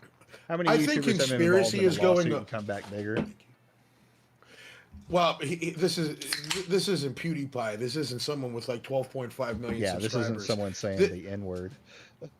This is some dickhead who spent the better part of 7 years with probably 10K subs and then blew up over arguing with a woman that no one ever heard of. I never knew who the fuck this lady was until this happened. Well, you go to like the point in time, even during it was, I don't pay attention to, when I'm reading an article, I don't pay really attention to who wrote it. I read the article, and it's pretty much based off of the company, right? It's not based off of who they are. In the US, you can sue anyone. It's going to be odd, if really odd, amongst people suing each other. YouTube is filled with this stuff. Alyssa is also an idiot. I agree, but what do you think about the case makes her an idiot? I like having this discussion. We may keep this going. Oh, yeah. I'll put this on so y'all can see what I'm doing here while we do it. There is so much shit where she didn't need to say anything. Yeah. Yeah, I mean, like this. Yes, this fucking a lot of it is Game her Awards fighting thing? in it too.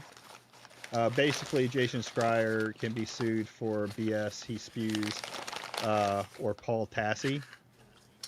Most likely, but it's not just the stuff that they spew, right? There's more to this case than Smash's bad words. Like, I absolutely think when it comes to the defamation portion of it, where he called her a whore and that said that she sucked dick, I honestly think that is probably wouldn't go through with anything on the court case. I believe it would fall under freedom of speech. That's the way freedom of speech works. But when you start looking at the harassment stuff, it's a much different story.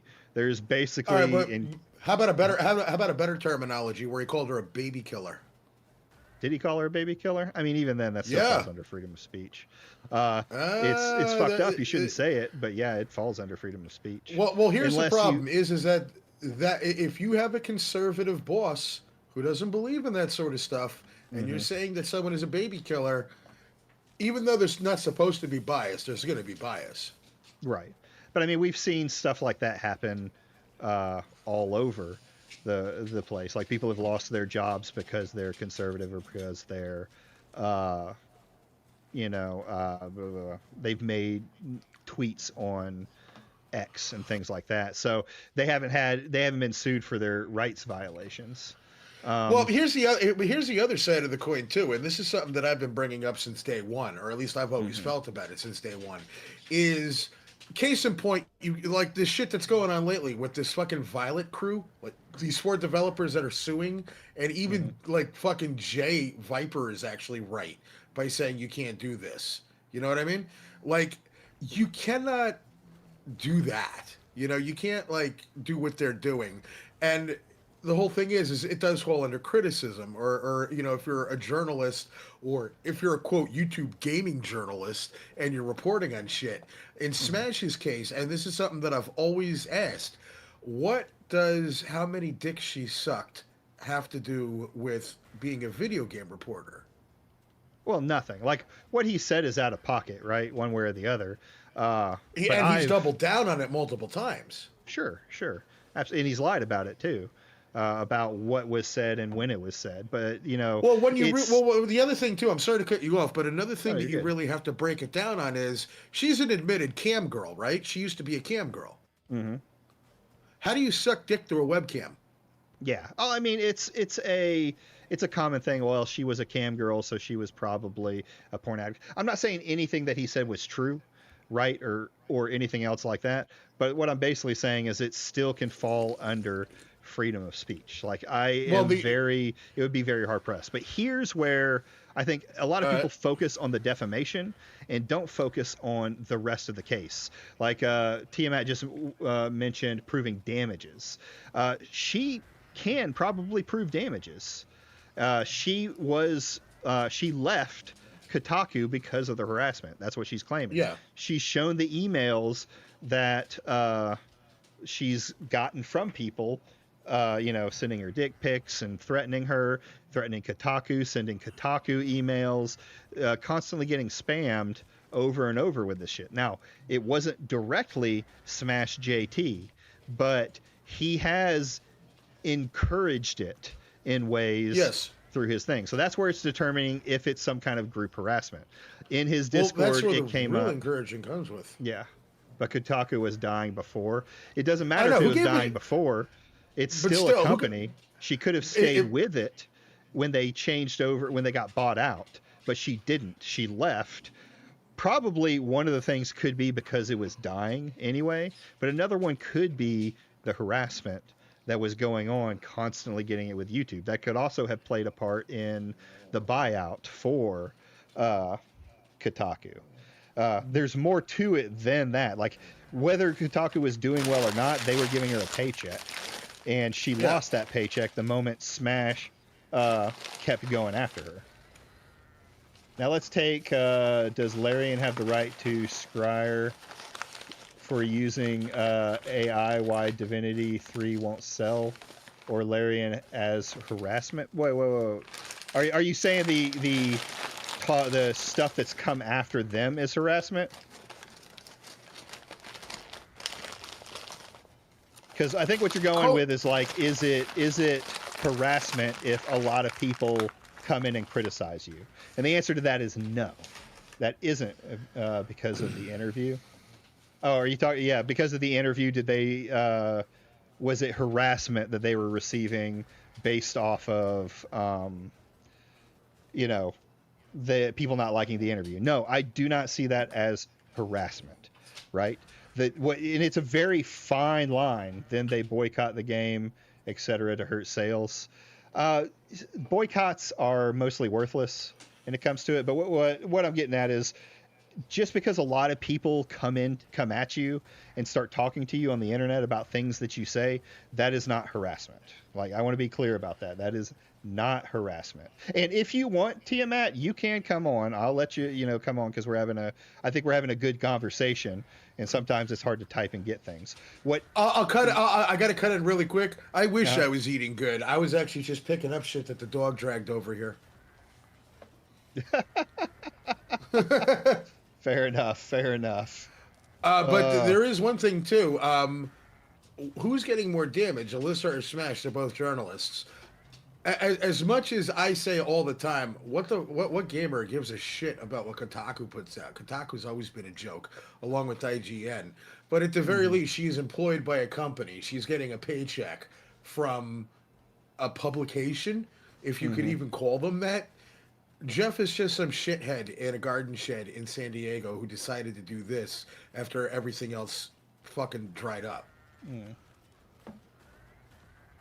So it's like calling him a journalist is a bit of a stretch. That's kind of like his argument. Well, just because you say you're a woman doesn't mean you're really a woman. Just because I say I'm an astronaut doesn't make me a fucking astronaut either. Yeah, I get it. Honestly, you should be editing and assessing for a stream. I mean, that's fair. I'm glad you're in here. I like having the discerning opinions. Where I think that there's a fine line between what I think would be considered a harassment campaign, because people use that word all the time, right? We looked at Limus and the guy that was going against Limus, and both of them were crying harassment. What makes it different is the interactions between the YouTuber and the audience that is harassing. There's supposedly things in the Discord about it being okay with it. He has said things like, while I don't condone harassment, I do think it's funny, which is basically telling people, hey, it's okay to do it because I think it's funny, but I'm just trying to cover my own ass, right? Just saying that you shouldn't harass people isn't quite enough, I think. Well, no, because he used to try to use that blanket statement of, I can't be held responsible for what my audience does. But you know what? Here's the thing. If you throw a fucking steak in front of a tiger is going to eat it.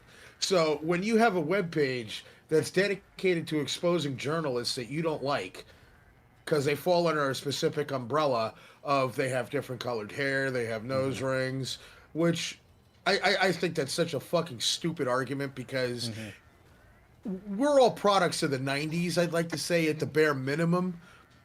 You know, people were fucking dyeing their hair long before then. You know, long before even the notion of multi-genders ever came across. So, fuck out of here with that argument.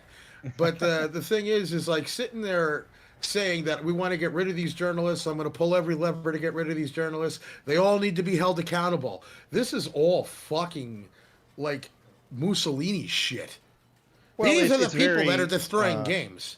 It's very anti-free speech when you have a website. It is that says shut down Kotaku, and you put in you put all in the people's names that you want them to follow around everywhere they go. Yeah, telling them where they fucking work, where they fucking live, posting pictures of them. And here's the thing. I think it's pretty safe to say that a huge majority of these people are LGBTQ people. Do you think that that's a fair assessment? Say that one more time. That a huge chunk of the people that he specifically highlights are LGBTQ people. I mean, yeah, but probably more of the, like, it's in the aspect of like woke gaming and things like that. He's while I don't think he's purposefully targeting those kind of people, even though he's made like incredibly retarded takes on it. The nose ring mafia wearing T-shirts about it and shit. Oh, colored hair, pronouns in bio, opinion disregarded. Yeah. It's like you could throw a rock and hit somebody that's LGBTQ in those sectors. Not that it makes it right or anything like that, right? Well, do you remember when they fuck with the Indiana Jones guy and then they shut up about that shit once they found out that, I don't know, Indiana Jones sold well and it got good reviews? They couldn't argue that. It was just like with Silent Hill 2, the remake, when they were saying that Angela, who, you know, isn't hot enough, looks like a tranny, you know, that's what they're saying, until the game sold well and the Silent Hill community came at them. They pick at shit. They pick at shit, and if it doesn't fight back at them, and typically they do go after them, and it is a pretty right-leaning audience. Yeah, sure. You know, so it's definitely fucking blowing, you know, a dog whistle and saying, "Here's the queer." Well, true. Most of that, I think, is they use that as a excuse. The problem is they're going to call anybody who is one of those gay, you know, not that I of course gay, but or Well, yeah. use Once that again, as a we're way to products go of the against it. '90s. How many times back then when we were kids? Man, that's so gay. You know, it Yeah, was fucking shit that we said. But the problem is, and once again, this has always been my problem with this clown. How much of this shit does he really fucking believe? His audience definitely believes it. And you know what? If you got your belief, at least you believe in it. This motherfucker, oh, you know, I'm not going to do a stream tonight for Black Lives Matter. And next thing you know, yeah. I agree with you. I don't think, like I said, I don't think he actually believes in the anti-woke stuff that he says. Hold on, who is RTTU? Do you know? Review Tech USA. Oh, Rich Review is a Tech USA. Rich is a fucking pig. Yeah. That is the one thing I will never argue with 8-Bit Eric about, is that Rich is a fucking pig. True. I will say that I didn't know anything. I learned about, because I'm fairly new to a lot of the commentary stuff within the last like 2 years, and You missed out on a good portion of the turds. yeah. But I've watched videos going through like their lore and things like that, and even going through like Review Tech's lore. Which I don't even remember any of it now. I never even heard once of Eric. I didn't even know Eric was on Lolcow Live, and I watched Lolcow Live start to build up from the beginning. I was, Now, hanging out. There is an excellent question. Imagine if people did try to sue Rich, and fuck Boogie, ugh. But imagine if people did try to sue Rich. Rich has said some shitty shit, and it's like I remember his bad feud with Pat. Like they had some fucking words, but you know what? They bitched at each other, and then it went away. You know, and they would fucking snipe at each other occasionally. Jeff created a campaign. Yeah. Oh yeah. Yeah. Well, that's kind of my thing with it. Like campaign. this is it's such a fine line though, so it's hard to define and easy to dismiss between what is an actual like harassment campaign and what is just someone talking shit on the internet and people also talking shit. Like it's natural that if you're a YouTuber or you've got any kind of clout online, that when you say something, people that watch you or people that even just like to start trouble are gonna go to the other side and say stuff. That's just what it is. Of course, you don't naturally have to agree with it. No, you don't have to agree with it, but I mean, like me personally, I think this shit is all fucking stupid just because it goes above and beyond video games. Because I mean, this is why every single one of these fucking people started out to play video games and try to make YouTube careers out of it. Jeff tried to be the next AVGN. Good fucking luck with that one, dude. 8-Bit Eric had his own fucking channel. He did some really good shoot 'em up videos. I'll give him that. Fucking Craig had Screw Attack. You had all these people who did video game stuff, and then it's just degenerated into we're talking all this shit about people that we don't even fucking know, and how far is it going to go? Right. Okay, think about this. If deny the effect, CTR or DEI don't exist, then it's odd. There is proof with companies that they have been hiring or promoting it, and now do most people know the details? No, but corpos did it. Yeah, I agree. Like I was very much an anti-woker. Craig really was just the mouth behind Screw Attack, but he still had it. That's just what I'm saying. He did have something. And I'm one of those people that will absolutely agree that, there is when you take any cause and you make a corpo, it's instantly fucking fugazi. It's automatic bullshit because it's all about money driven. It's all about metrics. It's all about how can we monetize this? How can we, that is what it's all about. But it's just like, it's a weird discussion because there is absolutely an overcompensation. But my take on the whole thing is that if these guys love video games so much and they're all about gaming, how many amazing indie games out there could be getting the spotlight instead of doing 70 videos on fucking Ghost of Yotai? We already knew Assassin's Creed was a fucking train wreck of a franchise. Why? Because we played all of them. I mean, I remember Assassin's Creed 3 where you'd see the horses in the stall halfway in the goddamn ground, and you'd see like ghost fucking British colonial like armies going through playing taps on the drums, and the drums were floating. You didn't have bodies. Those games have always been shit shows. But you know what? There's other games out there, and there's other amazing games that could be highlighted, but they're not talking about them. So at that point, are you more concerned about your profit margin? Are you more concerned about your metrics and your channel growth? Or are you concerned about sharing your passion and love of video games? That's my problem. True, true. So I want to finish with Tiamat and get some of the others. Funny Yeah, enough, yeah.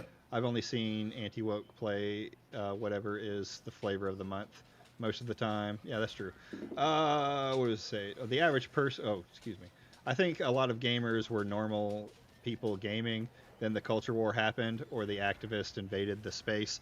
Yeah, I do agree that there was like a big change, and I do agree a lot of it is corporate. Like, it's corporate to make money.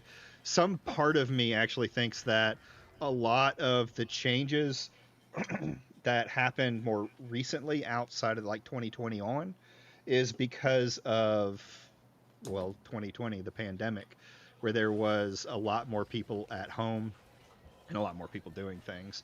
And they said, like, the average person doesn't, the average person know that Disney has 4 active lawsuits based on neither hiring or diversity hiring. Yeah, I mean, that's, most people don't know a lot of the lawsuits that are out there. That what they sued a guy for something. Oh, they used his, he tried to get a refund on something, and they said he couldn't get a refund because he had agreed to it in the terms and conditions of Yeah. So yeah, corpos are corpos, and it's always going to be that way. And I do agree that there has been problems with DEI and things like that, especially in hiring spaces, though I don't, like, outside of the bad apples, there seem to be quite a few people that, like, it seems like it's more people getting hired than are doing well than being fired, but I don't know the statistics on that per se. Phil's always going to be a dickhead. He jerked off on stream. I mean, that's something that even Jeff never did. Yeah, he's always been a beggar. He always will be a beggar. Oh yeah, he's always been a dickwad in that. But I mean, it's like there are so many ways that we can look at this. I mean, it's like, as far as like people going on the anti-woke crusade, sometimes it's like, hey, what were your numbers like before you started doing this shit? Is it that your channel was in a fucking rut, or that you couldn't grow fast enough? Case in point, Jeff, you know, or your numbers dying and now you had to pull this shit.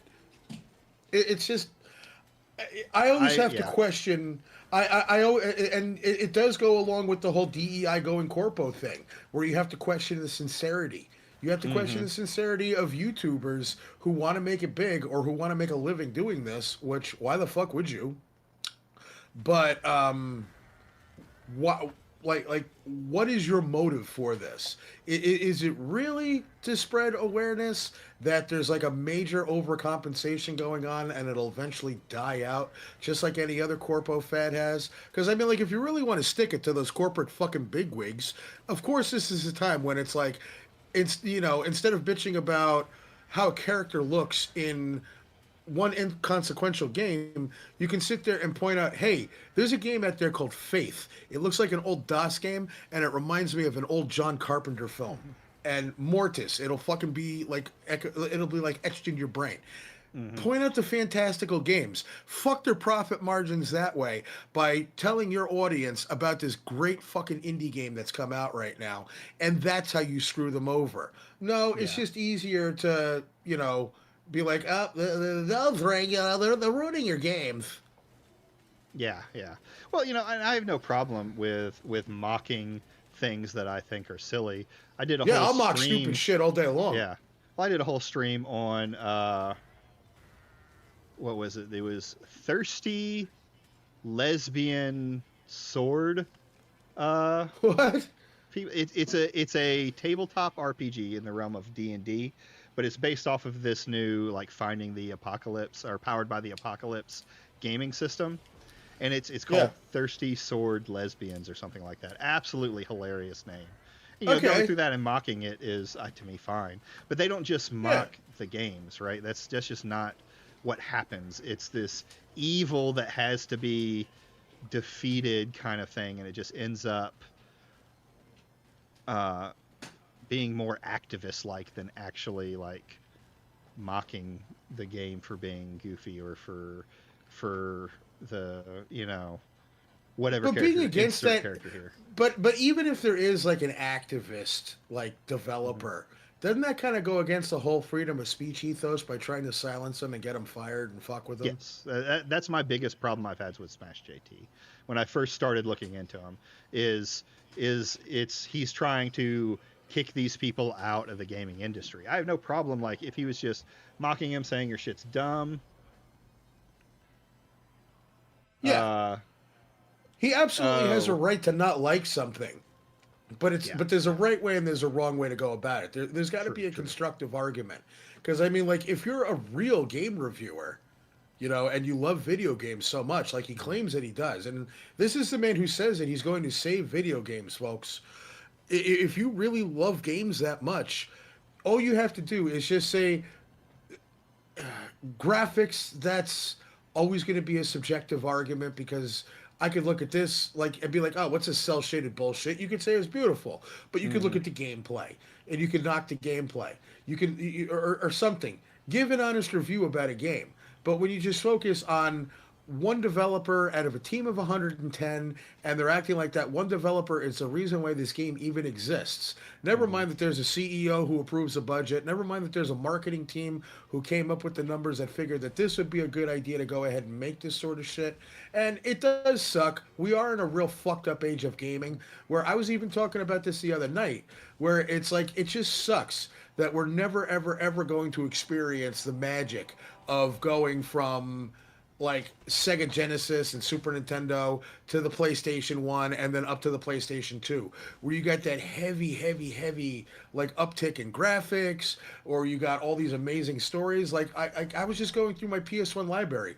I'm like, you're never going to get another Colony Wars, or you're never going to get another G Police, which I recommend to anybody any day of the week. And Clock Tower.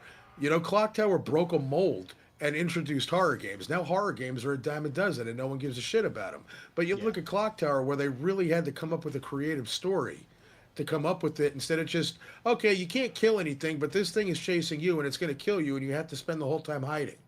Yeah. Tiamat, I would love to talk to you about that. I haven't looked into that recent development with Trench Crusade. I have actually looked into. I like the concept of Trench Crusade, and I kind of think that oh damn, I went down. Oh no, I should be coming back up. Boop. Yeah, Trench Crusade has kind of got like that little bit of Warhammer kick to it, right? Yeah, it's grim dark, but it's like real world Christian demons, really fucked up. Oh boy. But supposedly some stuff's come out about him, and he says it's a shit show. Look at Trench Crusade stuff. They scammed wargamers. That would be interesting to see.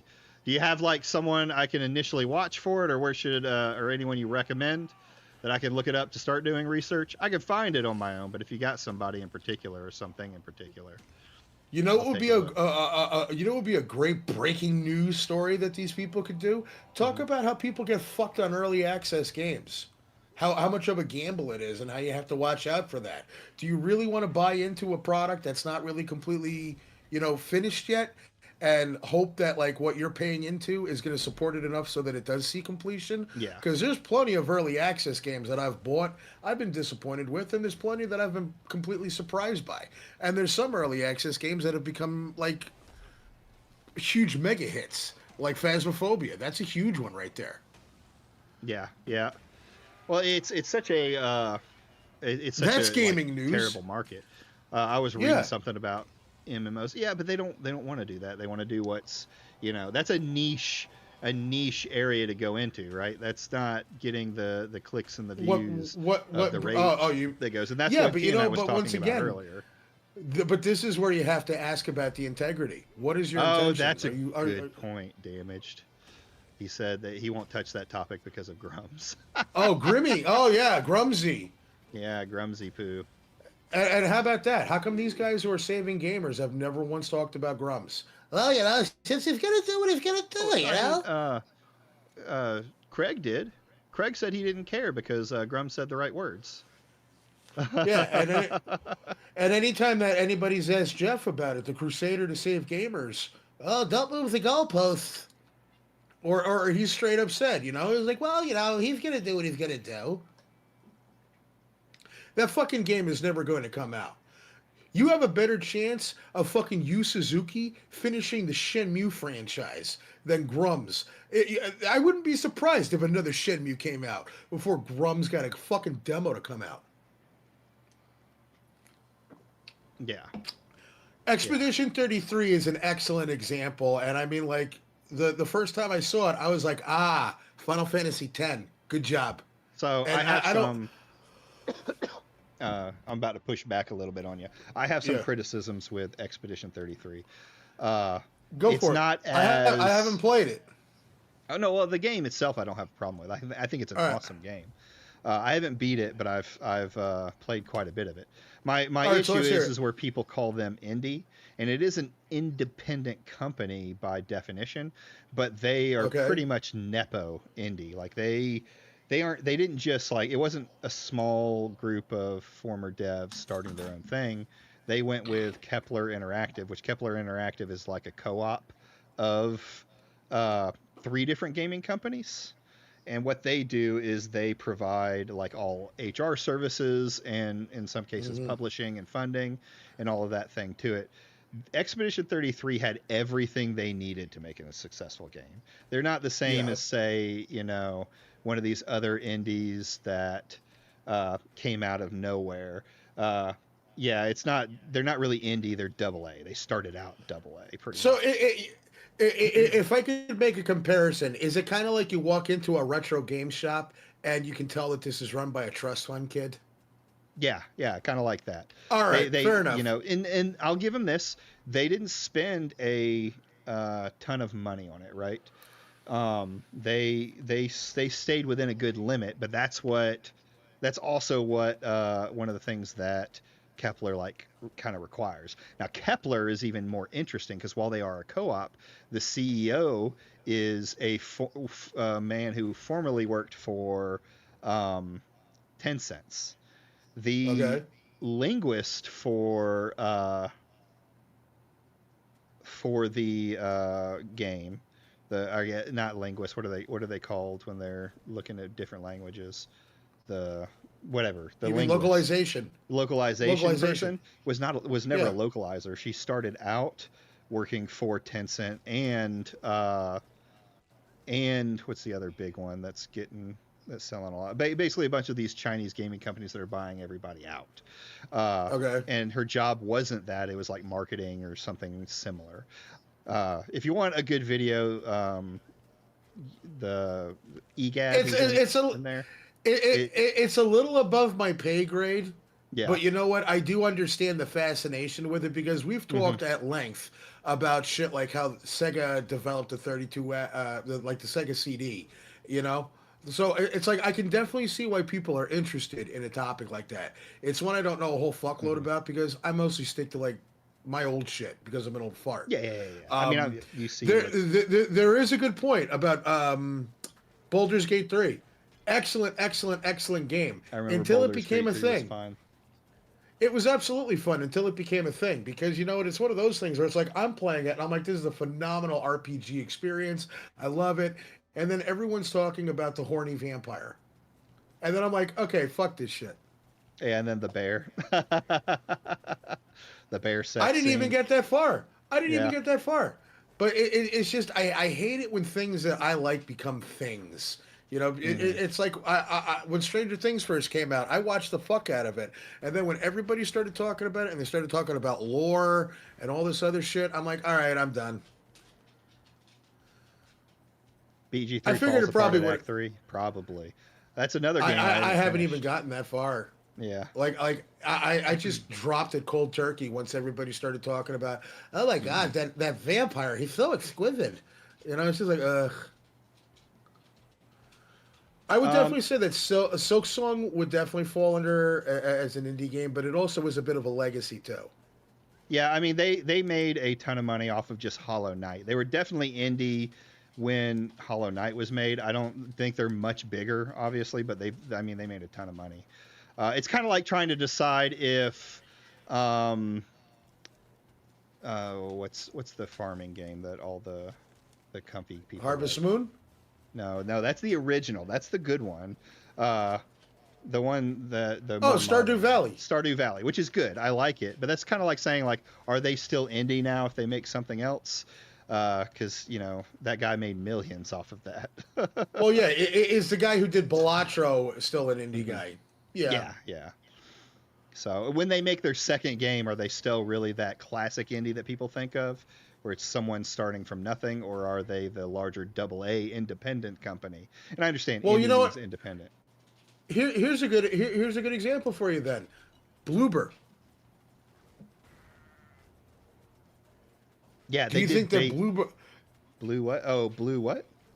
Bloober? Do you think that Blue. Bloober are still like they're the ones that did the Silent Hill 2 remake, and now that they've Oh. done this and it's revitalized like a lot of people like there's some diehard Silent Hill people. I mean, I've got ink of Silent Hill. I've got a ton of Silent Hill shit. I've loved it my whole life. But there's some people who have fallen off that are now back into it, and it's also drawn in new people and making Silent Hill a thing again. So Hmm. is Bloober no longer the underdog? And Chronos the New Um. Dawn is fucking awesome. Yeah. Hey, what's going on, Egad? We were just talking about you. Um. I have a great video for the Bloober team. Oh, we'll have to check that out. Who is Blue? I'm sorry. Say Bloober one more time. I forget the name of dev teams constantly. And Kameji has got a great point. yeah, Does having a publisher make you not indie? yeah. That's see. The thing is we've gotten to this point that like one of my biggest gripes about the Game Awards was Expedition 33 taking the indie and the game, the full game of the year, because it seems like indie has always felt much smaller, and it's a much bigger Janovic's recent video. Okay, hold on, let me Gonna have to check that out. yeah. But see, like me personally, just as lifelong gamer, I could give two shits about the Game Awards, and it's just like I could give two shits about Yeah. Kotaku or IGN or any of those things because it's not so much that I'm stuck in my old ways. Where because when I was a kid, what did I have? I had Nintendo Power, I had EGM, I had GamePro. At the very least, those weren't like batshit nuts like today. But then again, this is the age where we had the internet. Anybody can pick up a microphone and put a webcam up. You're a YouTuber now, or you're if your gaming YouTube channel falls flat on its ass, you're a fucking games reporter now, you Yeah. know.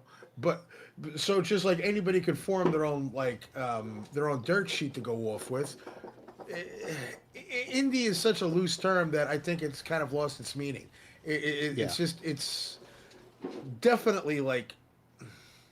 So what is it? If you is it like if you have more than 15 people, you're sanctioned by the government. You have to follow OSHA laws and shit. So it's like Hmm. if you have more than 15 people on a development team, you're no longer indie. I don't know. I mean, indie stands for independent post, so by its definition, anyone who is not, public is Well, independent. But what I would consider no longer indie is if you're a part of the bigs. Like if you're under Konami, if you're under Capcom, if yeah, you're under Nintendo, I mean Psygnosis, they've got tits up, but it's like that to me is no longer independent because now you're part of a major conglomerate. You're part of a huge corporation.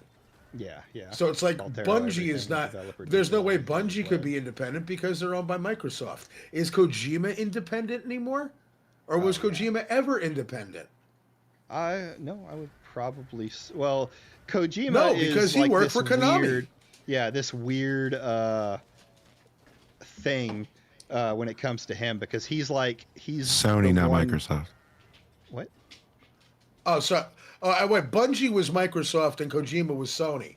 Or wait, was that what I fucked up? I don't know. Either way, yeah. He's this weird thing where it's like he's just a guy who he can go somewhere and be like, I want to make this game, and they just listen to him. But welcome See, for me, Damage like, to talking. for me, fuck how many people are on it or how many people are under the staff. If it's not under one of those big companies, then you should be considered an independent. Because I mean, once again, if I was going to look at what is on like my most recently played list, we've got Dawnfolk. Oh yeah, another example is Igarashi. Is he no longer a bigwig and now he's independent since he walked away from Konami and made Blood Moon, or is because Blood Moon got popular? Is he now? That's where the shit gets goofy. Well, So, it's but go ahead. what it's come down to is the industry is so large. I mean, we're talking about an industry that like is Multi-billion, tenfold trillion. bigger than any other media industry out there. It's Uh, bigger than pornography. yeah, it's bigger than Western media, movie industry, and all of that as well. Yeah, Dave I the remember Diver when is the that's a shit, by the good way. example though. Is like it debuted as an indie, but it's owned by a major Chinese corporation. It's not indie at all, but it won the indie award on the Game Awards.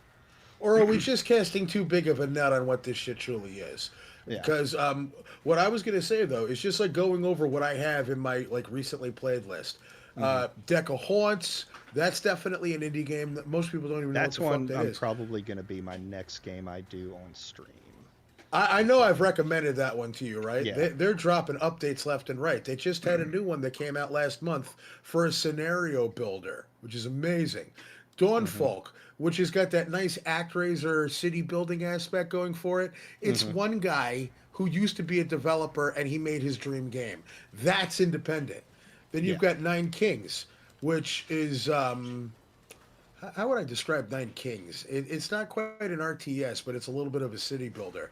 Then you got a game like this that you're playing right now. But what about Monsters Are Coming Rock and Road? Yeah. Yeah. I think it depends on it really depends on the company. Like when people think indie, when the average person thinks indie, they think the little guy. The little guy that's, Little engine that passionate and could. trying to set his dream. So we're all You would indie argue- we're all indie people right now, right? Yeah, yeah. I mean, I mostly play indie games. That's kind of my thing. Or I play old No, no, no, games. no, no. Like I mean what we do right now. We're indie. Oh, yeah, yeah. I guess you could say that independent. We're not the big guys on the field. You would argue that I 11 hope I Byte do. is still a smaller studio. I hope I never get to that point. But I mean, Mm-hmm. what about Don't Scream? It's pretty hot on the horror scene right now. It's that one game where like you're not allowed to scream and shit jump scares you. Yeah. Wildly, wildly popular with Twitch streamers. I actually enjoy it. Is it indie? Because it's a stupid argument. People My whole usually thing think is low budget, ramen noodles, dad's garage, etc. Yeah, yeah. I think that's Yeah, the best way to put it, EGAD. that's a good point. I don't know. Maybe it's just me. Maybe I'm too simple minded for this sort of shit, which I'll definitely not argue if people think that I'm simple minded. But for me, is a game fun? I don't give Yeah. a fuck what color your hair is. I don't give a shit what your sexuality is. I don't give a fuck what your gender is. I don't give a shit who funded it. If the game is fun and it works, and I don't feel like I got ripped off and I feel like I got my money's worth, I'd say it's a win.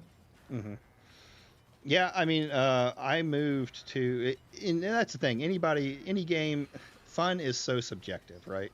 When it comes to it, Absolutely. that any game can be considered fun to whoever makes it, right? Yeah, what you there love, were I people can that hate, and bought vice and versa. enjoyed. Yeah, there were people who bought and enjoyed Dustborn. And there are a lot of positive reviews on Dustborn. So there were people for who did them. enjoy it. I wouldn't call it a game that I would ever play, but if that's what you like, that's what you like. But see, this is where I differ from most of the commentary people. Is that Dustborn came out, I didn't give a shit about it, so I didn't make a video about it. I just went and I started playing Let's School, which is like The Sims, but you build a school and it's got like that nice cozy PS1 graphic style. That's something that once again, that could be sticking it to the bigwigs. Or what about Wall World? Ooh, that's none. Y'all got to start putting all of these games in. Yeah, yeah, I kind of agree with you, Kimoji. I get crap for saying a game looks bad for a trailer lovely community they are.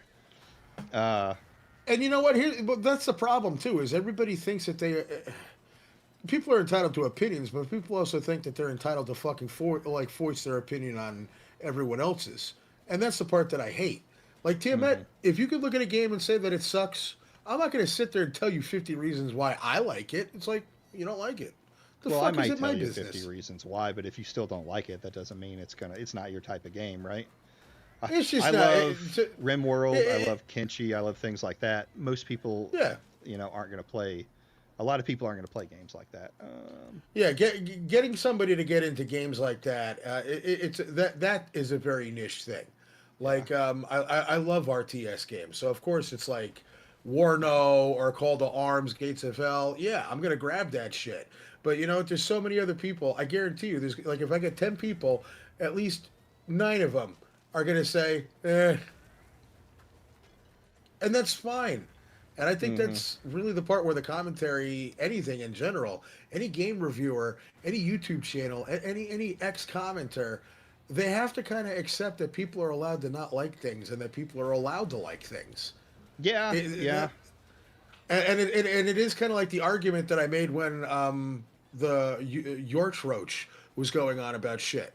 When I said maybe the problem is that people just haven't accepted that they are no longer the target audience. I'm a Hmm. product of the '90s, so you know what? They had all those fucking insane SNES commercials. They had Sega, you know, and all that shit. Yeah. Welcome to the next level.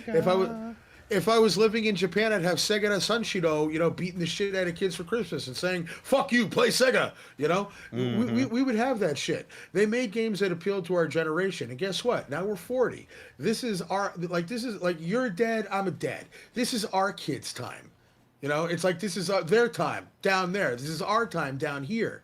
You know, so of course they're going to appeal to a newer generation. But people just can't accept that.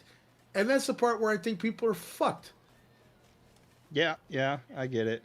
But an oldie. Thanks, Tired Kimoji. um, he said, "How many times have I been told I was? Oh yeah, you're talking about when you're looking at trailer, but you'll wait till it comes out. Listen, if someone doesn't like I didn't like the High Guard trailer, right? I'm not gonna say it's a bad game out of the box, like a lot of people did, but I will go in and say, hey, I don't like the way this looks, things like that. If you tell me I'm wrong, then you're the retard. But yeah, wait until the game comes out to see. Obviously, that game isn't doing well. Most people predicted it wasn't doing well, but it's doesn't seem like it's going to be the next oh god, Concord. It seems like it's just going to be another Ugh. slop uh Jesus, could you game. imagine if we had fucking YouTube back in like the 80s and the 90s? Can you Mhm. see some fucking asshole like looking at a reveal trailer for Castlevania 2 Simon's Quest and crying? Yeah, yeah, good. But I mean, like I'm a Castlevania guy, you know, like I love fucking Castlevania. I know, so I've been playing it my whole life. So it's like I hate Lords of Shadow, and everybody tells me what a masterpiece it is. But I'm like, Simon's Quest is better. But ABGN said that Simon's Quest was horrible. He shit on it. He didn't shit on it, and then he admitted that he liked it. But the whole point is, it's just, can you Mhm. imagine if we had people fucking like ripping apart A Link to the Past? Yeah, What is yeah. this Oh my shit? goodness. Zelda's woke. Zelda's woke now. This isn't The legend of Christian. wokeness. Uh, You know, I'll tell you an uh, interesting fact.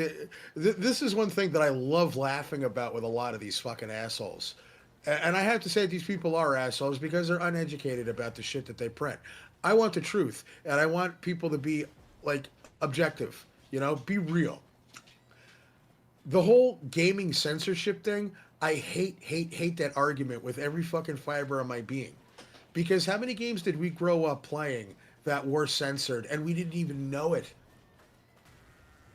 yeah, yeah. You I never can even give you. saw any I of can that get, happen. dude. I There can were give you so so many many fucking games. examples. So many. All right, look straight up. Ducktales. Everybody loves Ducktales because the fucking Hmm. the moon music was amazing, right? Hmm. Yeah. Well, when you go to Transylvania level, they took the crosses off of the caskets and they put R.I.P. on there because Nintendo had a thing about crosses. They did not want any religious imagery. Legend of Zelda. They took the crosses off of shit. Castlevania. They took more crosses off of shit. The Bionic Commando. Bionic Commando was all about stopping Hitler from getting resurrected. They had swastikas. The whole game was about killing Hitler. They had the fucking guy on the cover. Yeah. Well, hey, it was. I just recently read the Masters of Doom, and man, it gets you talk about like Nintendo. Nintendo would not pick up Doom because of the imagery. It wasn't until after Doom became so successful that they decided to, and even then they still required a bunch of different types of censorship to put it on their platform. I don't remember what it was at that time. Can I tell you a little bit of bullshittery? When Night Trap was getting released, we all know Night Trap, right? Sega CD, 3DO, You'll Be Caught in the Night Trap and all that shit. Dana Plato had the guy from Star Trek 1. Anyways, point is, when Nintendo and Sony were originally working together in the 80s, there was 2 games that they were looking at coming out with. One was Sewer Shark, and the other was Night Trap. So Howard Lincoln going on that congressional hearing, he was a fucking liar. They were going to have it. It wasn't until they split, working with Sony, that they stopped doing that shit. Like straight up, you were going to have that. Yeah. It's so crazy reading that history of that whole It series. is. Dude, you have no idea. In prepping for this review, I have ingested more shit than I have been willing to tolerate as far as like the history of this. It's fucking stupid. It's so stupid. Like, so much money was thrown down the river. I think not Coleco. Well, it was Coleco, but Hasbro. Hasbro threw like $12 million down the drain for nothing. Yeah. That's an interesting enough story. But you know what? Here's another thing. That's crazy. Just to think. In my review of Maniac Mansion, I actually talked about censorship because they took out the statues, they changed dialogue because they thought that there was like an illusion that Weird Ed hasn't come to dinner in 5 years, so he must be a cannibal. And then you have the arcade machine. Originally, there was an arcade machine called Kill Thrill. Nintendo did not like that. So the developers, LucasArts, they changed it to Muff Diver. Like, they did it just to piss off Nintendo. And then Nintendo threw a shit fit about it. So then they changed it to Tuna Diver, which is even worse. Yeah. That's so funny. Oh, but like, there's like, the meteor is going to be pissed. They changed, like, oh, we're going to suck your brains dry. But they couldn't talk about death, but they had death. They had severed heads in the Nintendo Power comic. So it's like, it's wild when you think about the censorship. And oh my God, Doom on the SNES was garbage. That looked like shit. The cartridge was pretty, but it looked like shit. I had it on the Jaguar personally. I never had a Jaguar. Well, I wanted one, but I never had one.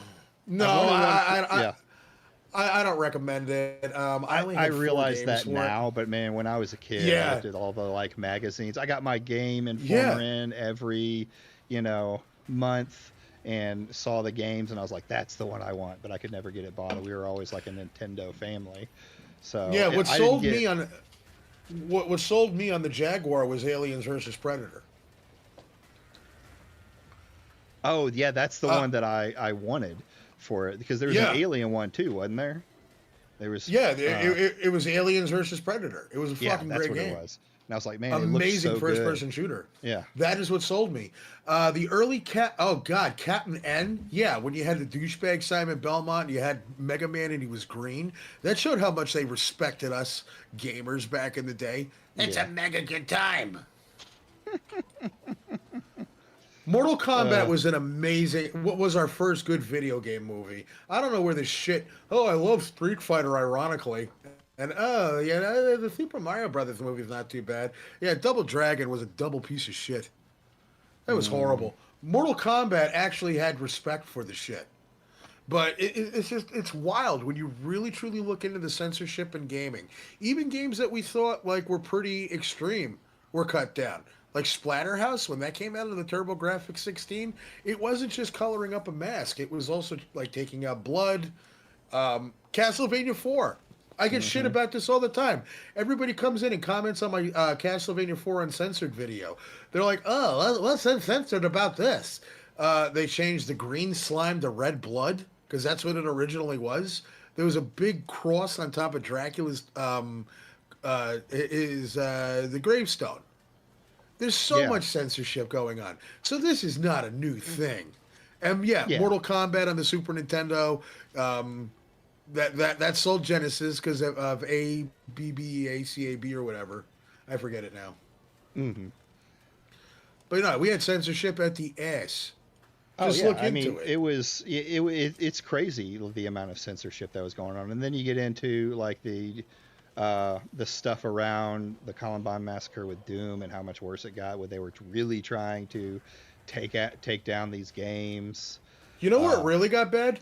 It wasn't just Columbine. It was the otaku murders. Did you ever hear about those? I know I've heard of them, I just don't remember. All right, so there was a guy in Japan who did some seriously horrific shit. Hmm. Oh, Um, yeah, no, no, no, no, I'm thinking of something else. he murdered little kids and he did horrible Yeah. things to them. But the thing is that when they went into his apartment, they found a shit ton of like manga, anime, Oh video yeah, games. So for Japan, even Japan, who was pretty loose with what they did, there was a huge moral panic thing going on when this asshole did what he did. yeah. Well, But that's yeah, been we the did thing. have the It's even happening today with yeah, we had the Columbine thing too. You mhm. know, I still remember when that happened. Yeah, I do too. I remember hearing about it. Oh, hold on. What do I? No, I thought the Castlevania Netflix was a piece of fucking garbage. I tried to watch them. I just couldn't. Like, I'm not huge. I'm not big into the lore of Castlevania and things like that. But it just wasn't Understandable. an enjoyable No, game it was some claptrap bullshit. And do I agree with the? movie. No, I do not agree Yeah. with that. Like, I'm one of those people where someone's gonna have an argument for me about it, but I think it's more disingenuous to just like take an existing character and change up how they look for whatever Yeah. fucking reason. You can't call it an artist's vision. I think like if you want to include somebody, you make an original character out of them and give them just as much fucking love as you did with the other characters that you created. That is doing them a service. Without- if you need to come if you That's- need to come up with a character who looks a certain way, that's fine. Go ahead and make a character that looks a certain way. But don't fucking like just, oh, well, you know what, here, we'll just change this for you. It's like taking a Valentine and fucking crossing out your name. It's like what Lisa did to Ralph Wiggum. I don't know how big of a Simpsons fan you are, but there was I haven't watched Simpsons in a long time. Ralph Wiggum. What? I think I remember that episode though. yeah, it was a Valentine's Day episode, and like everybody got Valentines. Ralph Wiggum's shit was fucking empty. Lisa felt bad for him, so you know what she did? She crossed her name out and she wrote Ralph, and he's like, "You choose me." You know what? The bitch could have gone out and fucking bought him a Valentine's Day card, but she didn't. And you know what? No. The only reason why she did it is because she felt guilty for him. And even if like her intentions of like making it right, making him feel special, it's like fucking Charlie Brown with the Valentines, and Schroeder's fucking chewing all those bitches out and saying shit like, "You fucking assholes! You could have bought him a Valentine's Day card at any goddamn time, and you didn't try to do this, and you're saying it's out of the goodness of your heart." It's kind of like saying, you know, I'm here to save video games. Just that's a nice circle back. But no, Castlevania was a piece of shit. I fucking hate that. It was a nice turnaround that they did with the other series, the Nocturne, I think is what they called it. But oh my god, how insulting to any Castlevania fan was that piece of shit. You've got Dracula getting married, so the church goes and kidnaps his wife, knowing that she's who she is. They burn her at the stake. Dracula comes into the town like an effigy of flame, comes out and says, "You've taken the one thing that I love from me. And out of respect for how much I love my wife, I'm going to give you a year to get out of here. And if you're still here when I come back, I'm not going to be held responsible for what I do." And the stupid asshole still stayed. Yeah.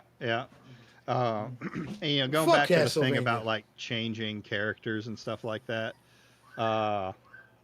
Oh yeah, Egad, we did cover it. There's subpoena. The judge has said that the Alyssa's lawyer can go ahead and subpoena Hypnotic for his X accounts and things like that. So he'll be getting like an official subpoena over it. They've said they can do it through email, and they're pushing to get it done in person as well. And a lot of this is pushed because of Smash's account suddenly getting taken down. Well, it wasn't And just the account getting taken down; it was also his failure to provide yeah, his failure to what they provide wanted. and the account to get taken down. Can you believe that shit? The fucking balls on that guy. Yeah. Oh, I don't know how to export. They gave him a fucking tutorial on how to do it. Mm-hmm. Well, no, Like so they didn't that's not originally give him shady. a tutorial. Basically, they went in and said, "Hey, you know, this is the agreement that we have. This is the agreement that we Yeah. want to use."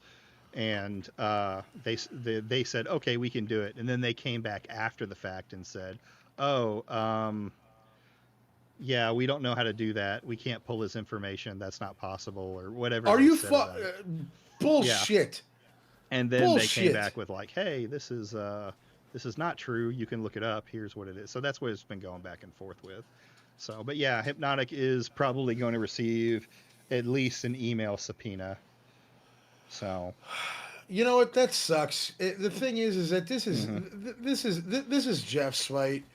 I don't think anybody else should be getting dragged into this. But the problem is that there's people who drag themselves into it for whatever fucking reason. Like his beef is his beef, and that's how it should have stayed the whole time. yeah. Well, This that's is kind of turning where into they such a- said like it's not, the problem is it's not about the just one thing. The harassment is pretty much they're trying to push it under a conspiracy kind of deal with everyone being involved, which I think is going to be a hard pressed push. I don't know That's much a about that's law, but it's what they're that's going not for. it's not a fucking conspiracy. You know what it is? It's a group of people who found something that generates views. And you know Yeah. what? That's an argument that she could make right there. The conspiracy thing, that's razor thin. Yeah, yeah, I And agree. I'm the last person that would ever defend any of this shit.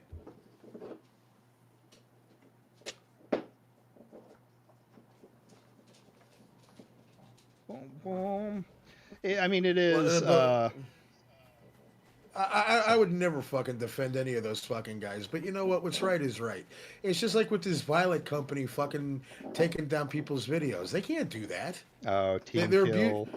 Yeah, no, Kill they're abusing Team the Media. copyright system. Yeah, I Yeah. think I even went in there and I was like, you guys are fucking liars. Stop that.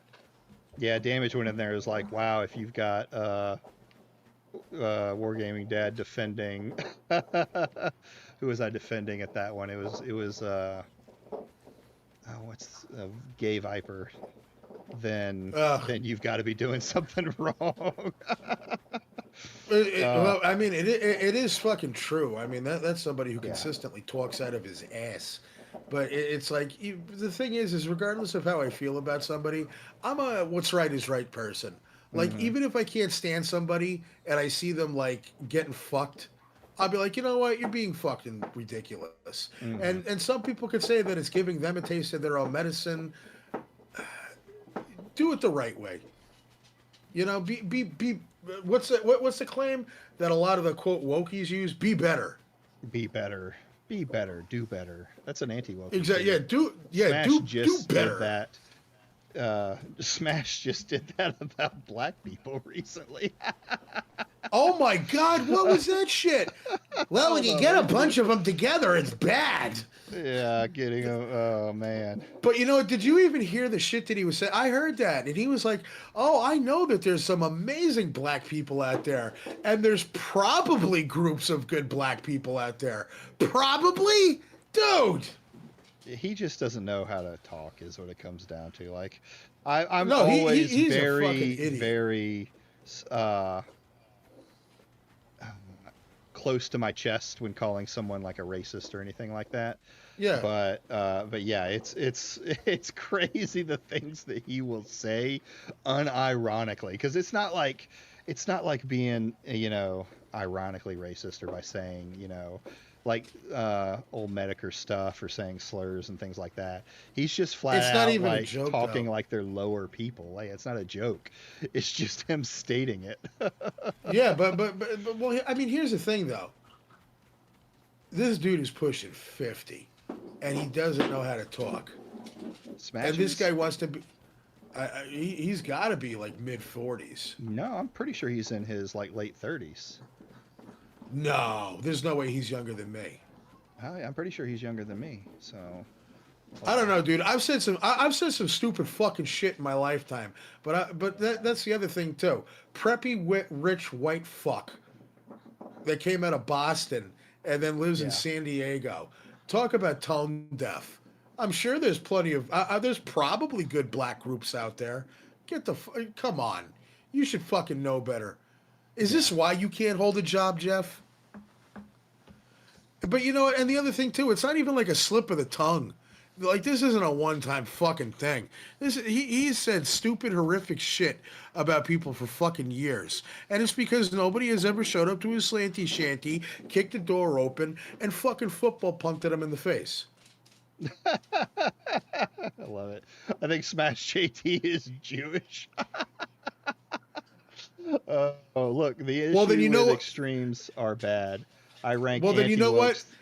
Go ahead. Then fucking shame on him, because how many times has he let his lawyer be in threads where people are calling out Jewish people and saying horrific things about him? Yeah. Like, SmashJT is definitely the racist uncle that everyone doesn't want to invite to dinner. Oh yeah, he does not get invited to many birthday parties. I bet he does. He is that guy at Thanksgiving, right? That talks politics the whole time. TMS said, look, the issue with extremes are bad. I rank anti-wokes that do the are as bad as the ones of anti-chuds who respond to their claims. Oh yeah, I agree. There's people who get it like, I'm all about mocking. I'm all about jokes. If you're stupid, you're stupid. About calling them out. I don't agree with some of the more horrendous stuff people do. It's like, you'll never see me do death threats online. No. But I mean, I'll tell you that I'd like to fucking punch someone in the face, but I'm not gonna. Yeah. You know, that's jail time for my ass right there. It ain't fucking worth it, you know? Right. Plus it's like, that'll fuck with job prospects. It ain't worth it to punch some loudmouth, you know, in the head. You'd like to, but you know, there's a lot of, I like a golden toilet. Doesn't mean I'm gonna fucking get one. True. They'll be a bitch to clean. But but no, I agree. There's bad on the left too. And just as like there's bad on the right. Like, my thing is just don't be a fucking asshole about it. But the problem with a lot of these commentators is that they skew it so that it is legit us against them. No pun intended, black or white. And I'm talking about like a mentality where it's like there's no fucking shades of gray. It is either you're with us or you're fucking against us. Our opinion is right, your opinion is wrong. And that's not the way that the world fucking works. That's not the way that the world is. You know? You're going to have gay racists, and you're also going to have, you know, straight homophobes. Or you know what I mean? But it's like... It is life, but it's just like a lot of this shit is so not needed, and this is the trouble that you find yourself getting into. You're arguing with a fucking editor from Kotaku. Who cares about fucking Kotaku? What this was, oh, I'm going to get a little attention doing this, which is what he's always wanted in the first place. And we've been over this time and time again. You have a guy who, you know, accused somebody who was very sick of doing a scam, like with medical fraud. You know, and he's gone after people numerous times and punched below the fucking belt, and it's because there's never been any consequence. Never. There's never been a consequence for any of the shit that he says.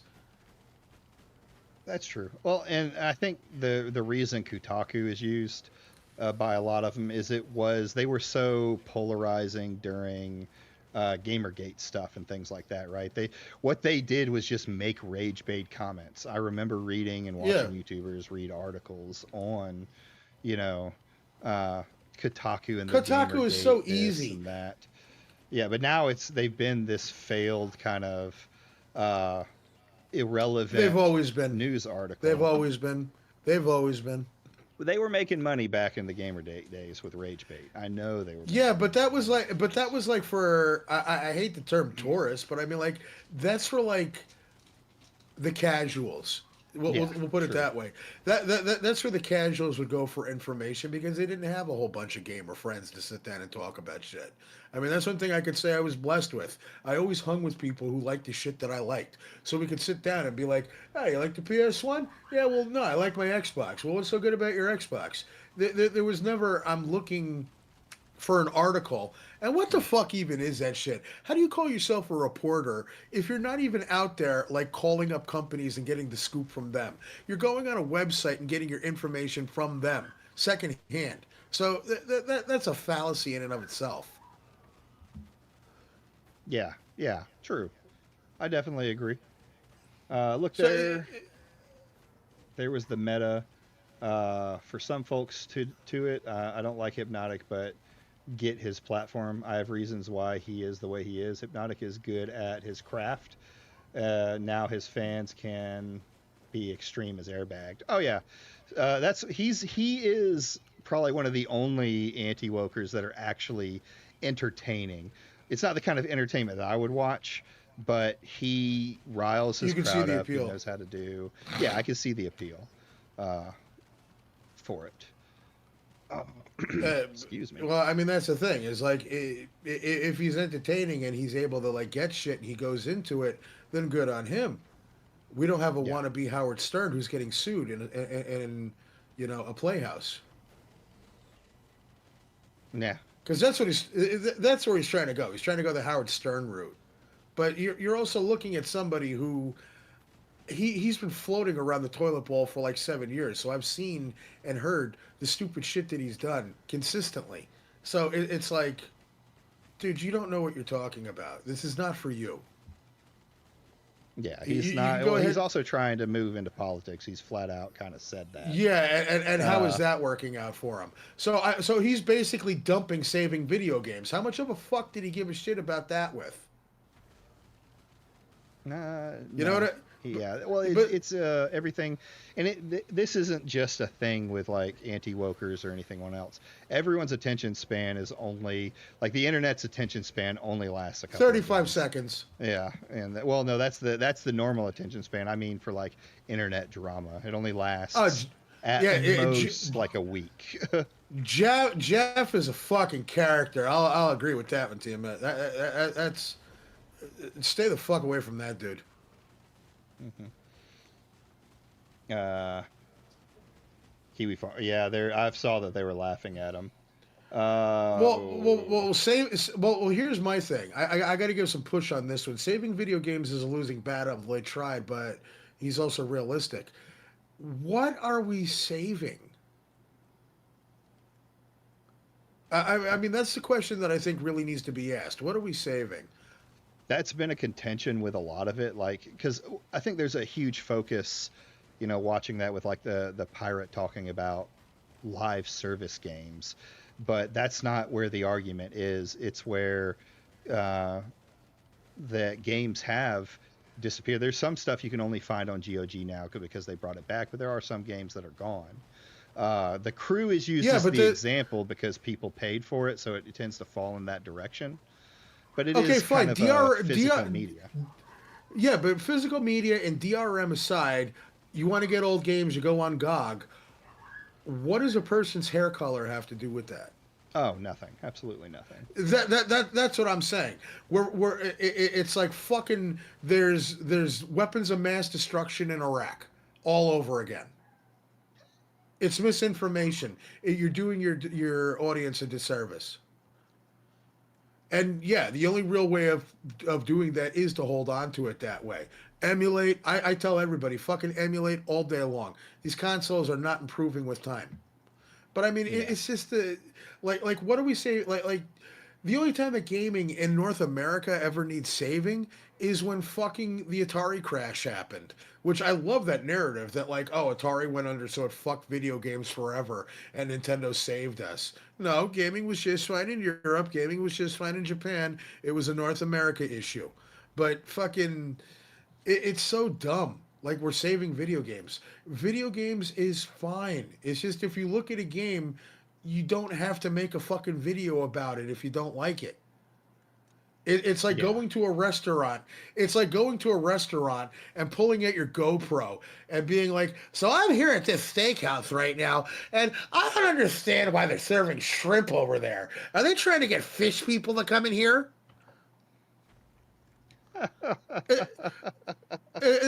Like if you really try to put all this saving video game nonsense into perspective, it's fucking dumb. Once again, look at all these amazing indie games are coming out. Like I guarantee you, this game right here, you need to get Death Must Die. Because Death Must Die, it plays like this. There's like 8 different characters. It looks like Diablo 2. Like Yeah, the I've graphics. heard of Death Must Die. It's one that I Yeah, just haven't picked up yet. you need to pick it up. Like the whole crux of it is that when you level up, you get visited by like a bunch of different deities. Like you've got Death's daughter, and she looks like Dio de los Muertos, or you've got fucking like a Giga Woman, or you've got like a flame chick. They're all fucking beautiful women, by the way. But like there's an ice like goddess. There's a thunder god. They have all this shit that comes. So like there's always going to be a variable to it. That's how you save gaming. True, and it's getting. And I you think the can big absolutely fight- get the survivor's fatigue. Yeah, 100%. Well, how else will might- they get paid? Think of their exactly. I might agree we- with Tiamat here. Just the Huh. I stand by the fact Bloodborne code got lost and they can't recreate it. I could believe that. I could absolutely believe that. It's a shame, and the argument that I did see above there too is that saving video games, it is so performative and it's so disingenuous, and sometimes it's frustrating. Where I'm like, do you people not see through this shit? No pun intended by saying not see, but fucking, it's just like, also, yeah, you're allowed your opinion, but at the same time, fucking be realistic about it. Like if we're gonna be realistic about stuff, once again. Give a better alternative, give a better reason, because we all know that AAA companies don't give a shit about us. They haven't given a shit about us in years. Sony, their PlayStations have been fucking sucking since PS3. Xbox, since the Xbox 360 has been a piece of shit. Nintendo has been so out of touch and sued the fuck out of their audience for the past 30 years. We all know that these companies don't care about us, but, you know, it's not like we can go after them because we know that we're going to get pushback on them. We'll go after the lowest tier shit. And once again, it's rage baiting people by saying that gay people are out to ruin your video games. And it's stupid. It's the same thing as saying, like we should have been fighting. What we were fighting before is what we should have been fighting before. Microtransactions. Exactly. That's what's fucking ruining gaming. Microtransactions, loot boxes, and accepting that games get pushed out like day one with DLC. Where's the outrage for that? Like I bought WWE 2K25, buy the season 1 pack. I bought the season fucking pack. And you know what? Over the course of the year, they've come out with like 4 packs of shit. And it's not covered under the season pass. Where's the complaints about that? Where's the 50 videos about that? Or we'll just release a game shitty and we'll patch it later. Did Cyberpunk turn out great after 3 years? Yeah, it did, but that was a rough 3 years. And it's Thank the same you. thing with the, and it's the other thing with that with the space game. There needs to be fucking a realistic target. Yeah, you're right. They won't even fight Gamba systems. I remember the fights. Like people go on and talk about like BioWare is woke and all this woke stuff, and it's like, do you realize what killed BioWare? It was Anthem. It was EA coming in and telling them what they needed to do with the game. It was them wanting a live service out of a company that made great single-player story-driven games. Oh, Knights of the Old Republic, the Jade Dragon. Mm-hmm. Do you remember when Fallout was cool? do you remember when Fallout was fucking cool? Yeah. Oh, dude, listen, I'm an original. Okay. Same. I'm a Fallout purist 1 and with Fallout 2. Yeah, Fallout 1 and Fallout 2 I'm a purist for. My dad bought me these 2 set games for PC. It was a pack of Baldur's Gate 1 and 2 and Fallout 1 and 2. And man, I played those games over and over and over again. So yeah, I'm a pure. I was a huge BioWare fan for the Yeah. longest time until around Anthem uh, coming out and seeing what they did. They do need to look at Eastern companies because they've always had their shit together. There's a reason why they Hmm. didn't have a crash over by them. But it's just there's so many things that could be complained about that don't even like see the light of day as far as a complaint goes, and just that's where my bone of contention is. I don't care what your politics are. I don't care if you like it. I don't care if you hate it. That's fine, but be fucking real. And to me, I think that's the most important thing. You need to like, hey, if you want to make money doing YouTube, then you need to respect your audience and respect your audience's intelligence. Because like right now, the way I'm seeing it, everybody that was like, oh, all about the wokeness in gaming, they're suddenly dropping it to do politics. All these people thought that they had a voice speaking for them, and now it's just abandoned them. Like I said that he would. I'm shocked the devs of the Ascent are doing another game. Are they? I think there might actually be one. I know there's another Carmageddon coming, which Oh, is they are wild. doing one.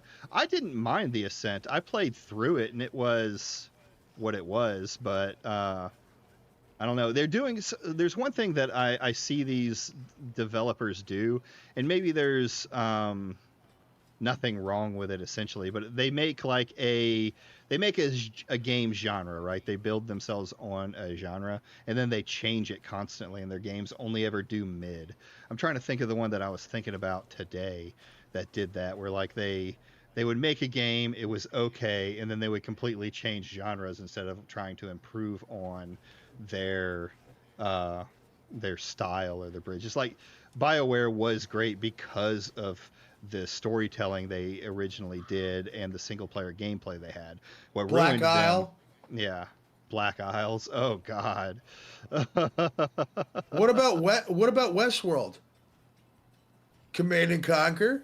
Hmm. I Blade love some Runner Command was and another one Conquer. that I It's like loved. I get it. You don't want to make the same game over and over again, but like No, you've that's mastered Capcom. that game, right? Yeah. That's straight up Capcom shit right there. Capcom, for all intents and purposes, they make amazing games. The first couple of times that they make them, they Yeah. drive a really good idea into the ground. Like I loved Resident Evil 2's remake. Getting chased around by Mr. X was nice and tension filled. And then by the time you got to Resident Evil 3, I know everybody hates it, but the whole thing is like you had fucking fatigue from that shit. Hmm. Because Nemesis, it was like, okay, I've dealt with this before. And then Resident Evil 4 comes out. You I don't know. They didn't really have that problem with like a giant thing chasing you, aside from like what's his face with the trench coat, the bald fuck. But then like there's always going to be like a tyrant. There's always going to be some giant thing.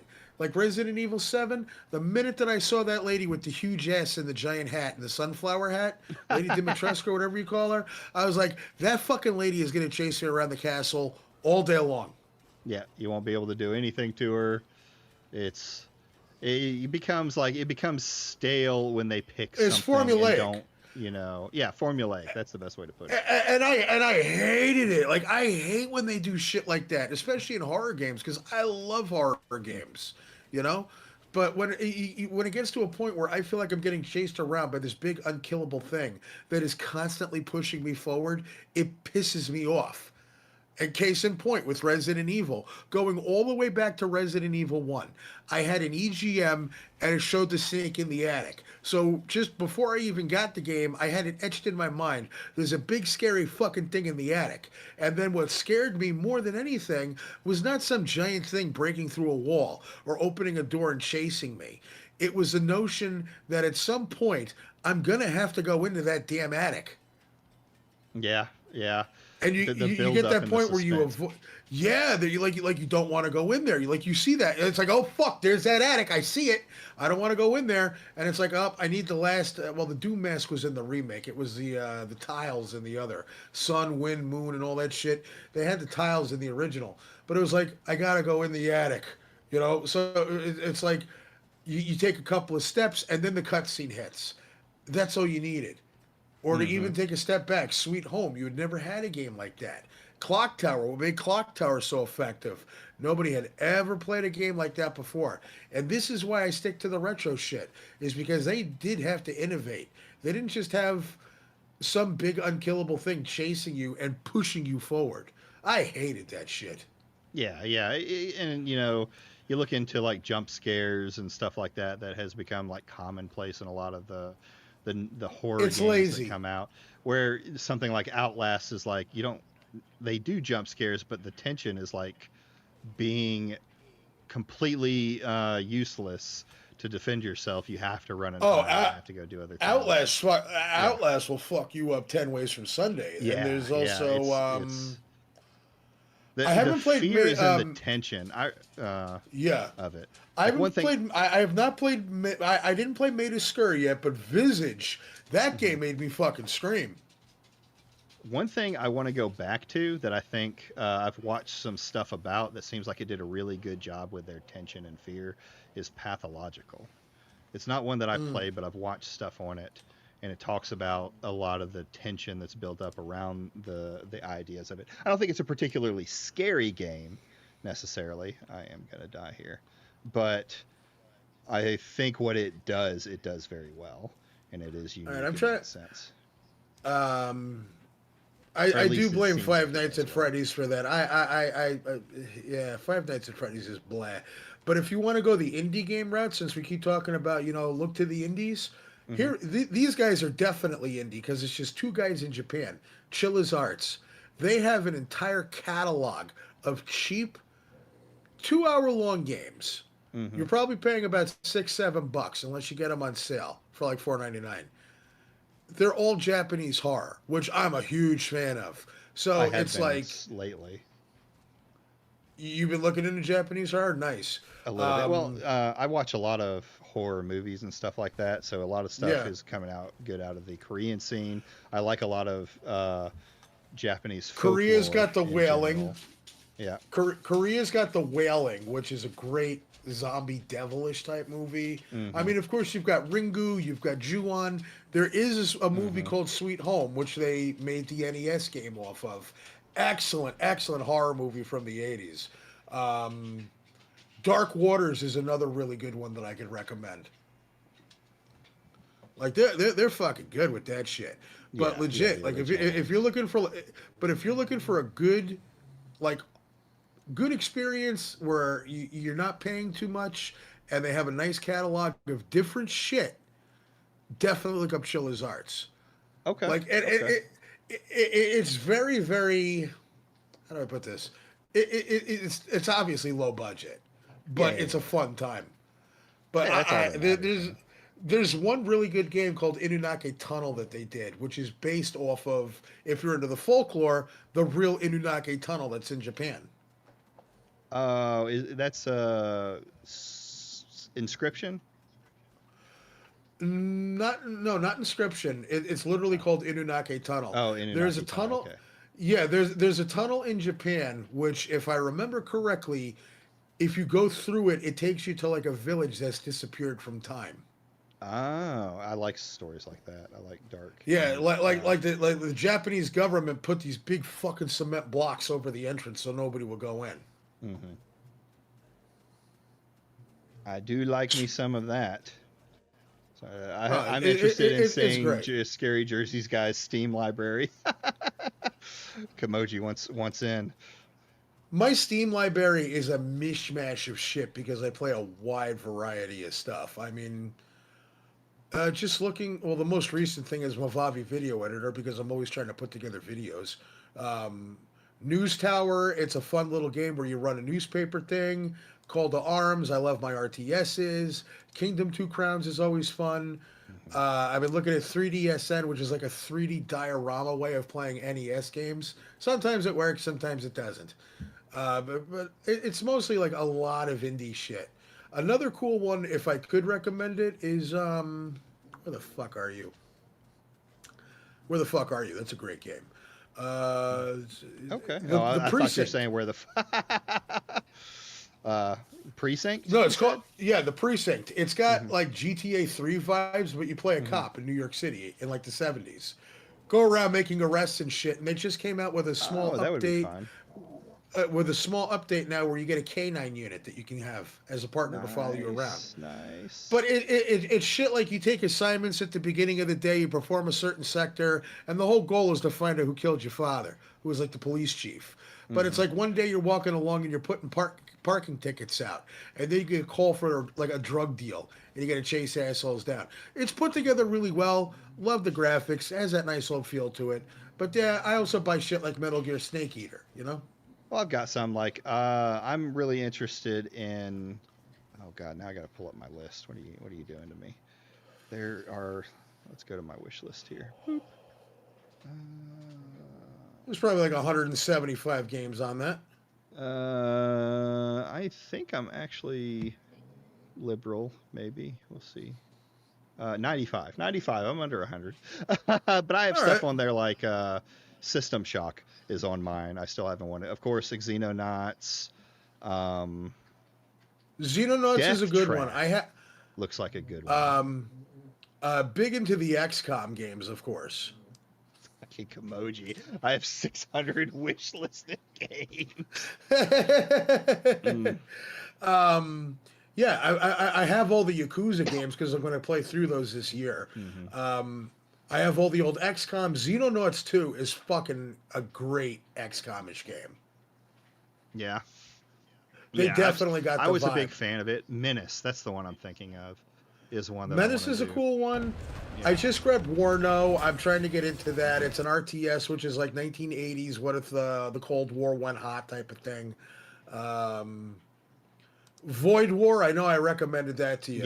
Yeah. Void War is great.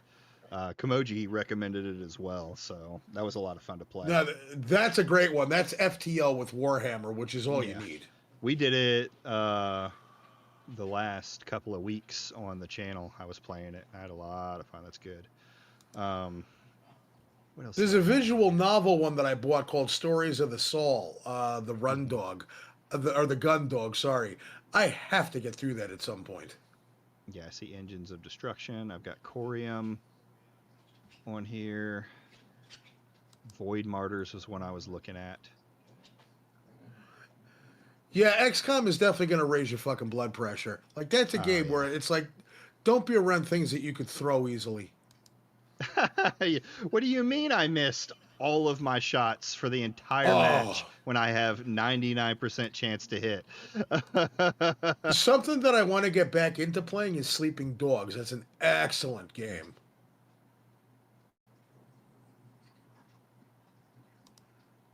I have tinkered around with Star Wars Outlaws a little bit. I don't have a problem with it. I don't see what the complaints are about. And how the hell do people not look at those pictures and say, what is this Photoshop shit? River City Rival Showdown I installed recently. River City Ransom Underground is a nice indie sequel of sorts.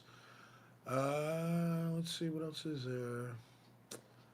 I've been meaning to play through the Personas again. There's such a backlog. But you see, that's the trouble. I like making videos and like putting effort into making videos. So it's like I don't get to play most of the shit that I play. And plus, I do work for a living, too. I don't have a wife like paying all the fucking bills. Mega Man Collection is awesome. Loving that. Very nice collection, by the way. Like that to me, I think is a legacy collection done right. Look Outside is a great top-down Chrono Trigger-esque game with some really dark Junji Ito shit. I played it for a little bit. Haven't played all the way through it. But I mean, as far as like the Steam library goes, it's pretty fucking stacked. Like I grab stuff on sale, and I'm always on the lookout for shit.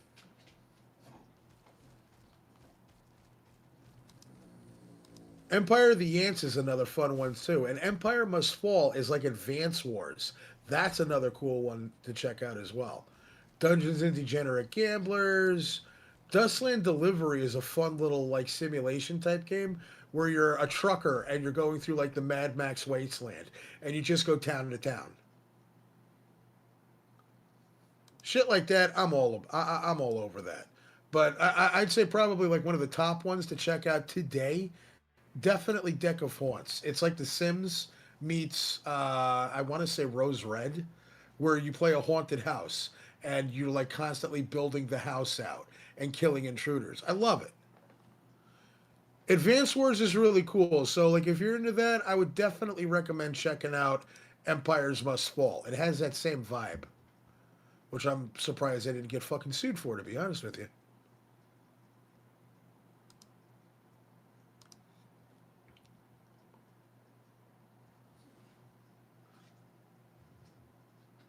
The Life and Suffering of Sir Branth. I gotta check that out too.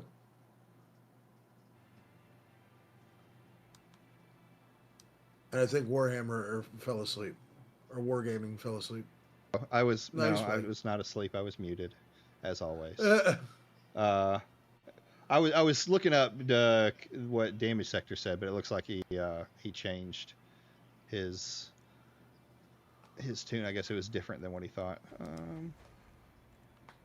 Oh, you need 6. Oh, okay. I see. there's so much crap. Yeah. If anything, I'm looking at shit that I haven't even begun to play yet, and I'm like, ugh, shit. You know? Yeah. You start buying stuff, and you're like, oh, I bought it, but I haven't even downloaded it yet. Well, Steam sales, man, they fucking get you. Yeah, they do. Yeah, they do. But that's another Bulwark's cool already one to check out but too. Bulwark is Um, good. Wall World. That's a really good one. Mm-hmm. If you like colony builders, like big time kind of detailed colony builders, Song of Six is a good I've heard of that. That's a good SYX. one. Yeah, the Yeah. Sticks thing. Yeah, where it's Sticks, like yeah. post-apocalyptic, devils come to Earth, build your. I like that shit. No. This is just a straight up fantasy one. Song of Six. This is. Hold on. Oh, I'll hold bring on. it up. And I am gonna let you. I am gonna let you run it a little simple bit just peasant. because I. Oh yeah, we have are. to deal with. So, what Song I of have to Six deal is? with. It's a. Oh yeah, you're about to go. Yeah, I got school real quick, but go ahead, finish off with the Song of Six thing. Yeah, I was gonna say Song of Six. It's a fantasy builder where you start out with like a small group of people and you turn into thousands of citizens and soldiers. They got different races like giants and bug people and humans, and you actually build like a huge metropolis with it. Look it up. It's very interesting if you like those kind of what I call spreadsheet simulators. Yeah. So Shit all where right, you man. need to have Yeah. binders upon binders. All right, but Yeah. you guys have yourselves a great night. Yeah, just play indie. You'll be a lot happier, guaranteed. Absolutely. All right, All right. be good. You too, bud. All right. Bye-bye. So with that, I want to thank everybody for coming by. Let's see here. Whoop. It has been a fun stream just sitting here and chatting and playing games afterwards. If you haven't liked the stream, go ahead and like the stream. Helps me out a lot, in getting pushed in the algorithm.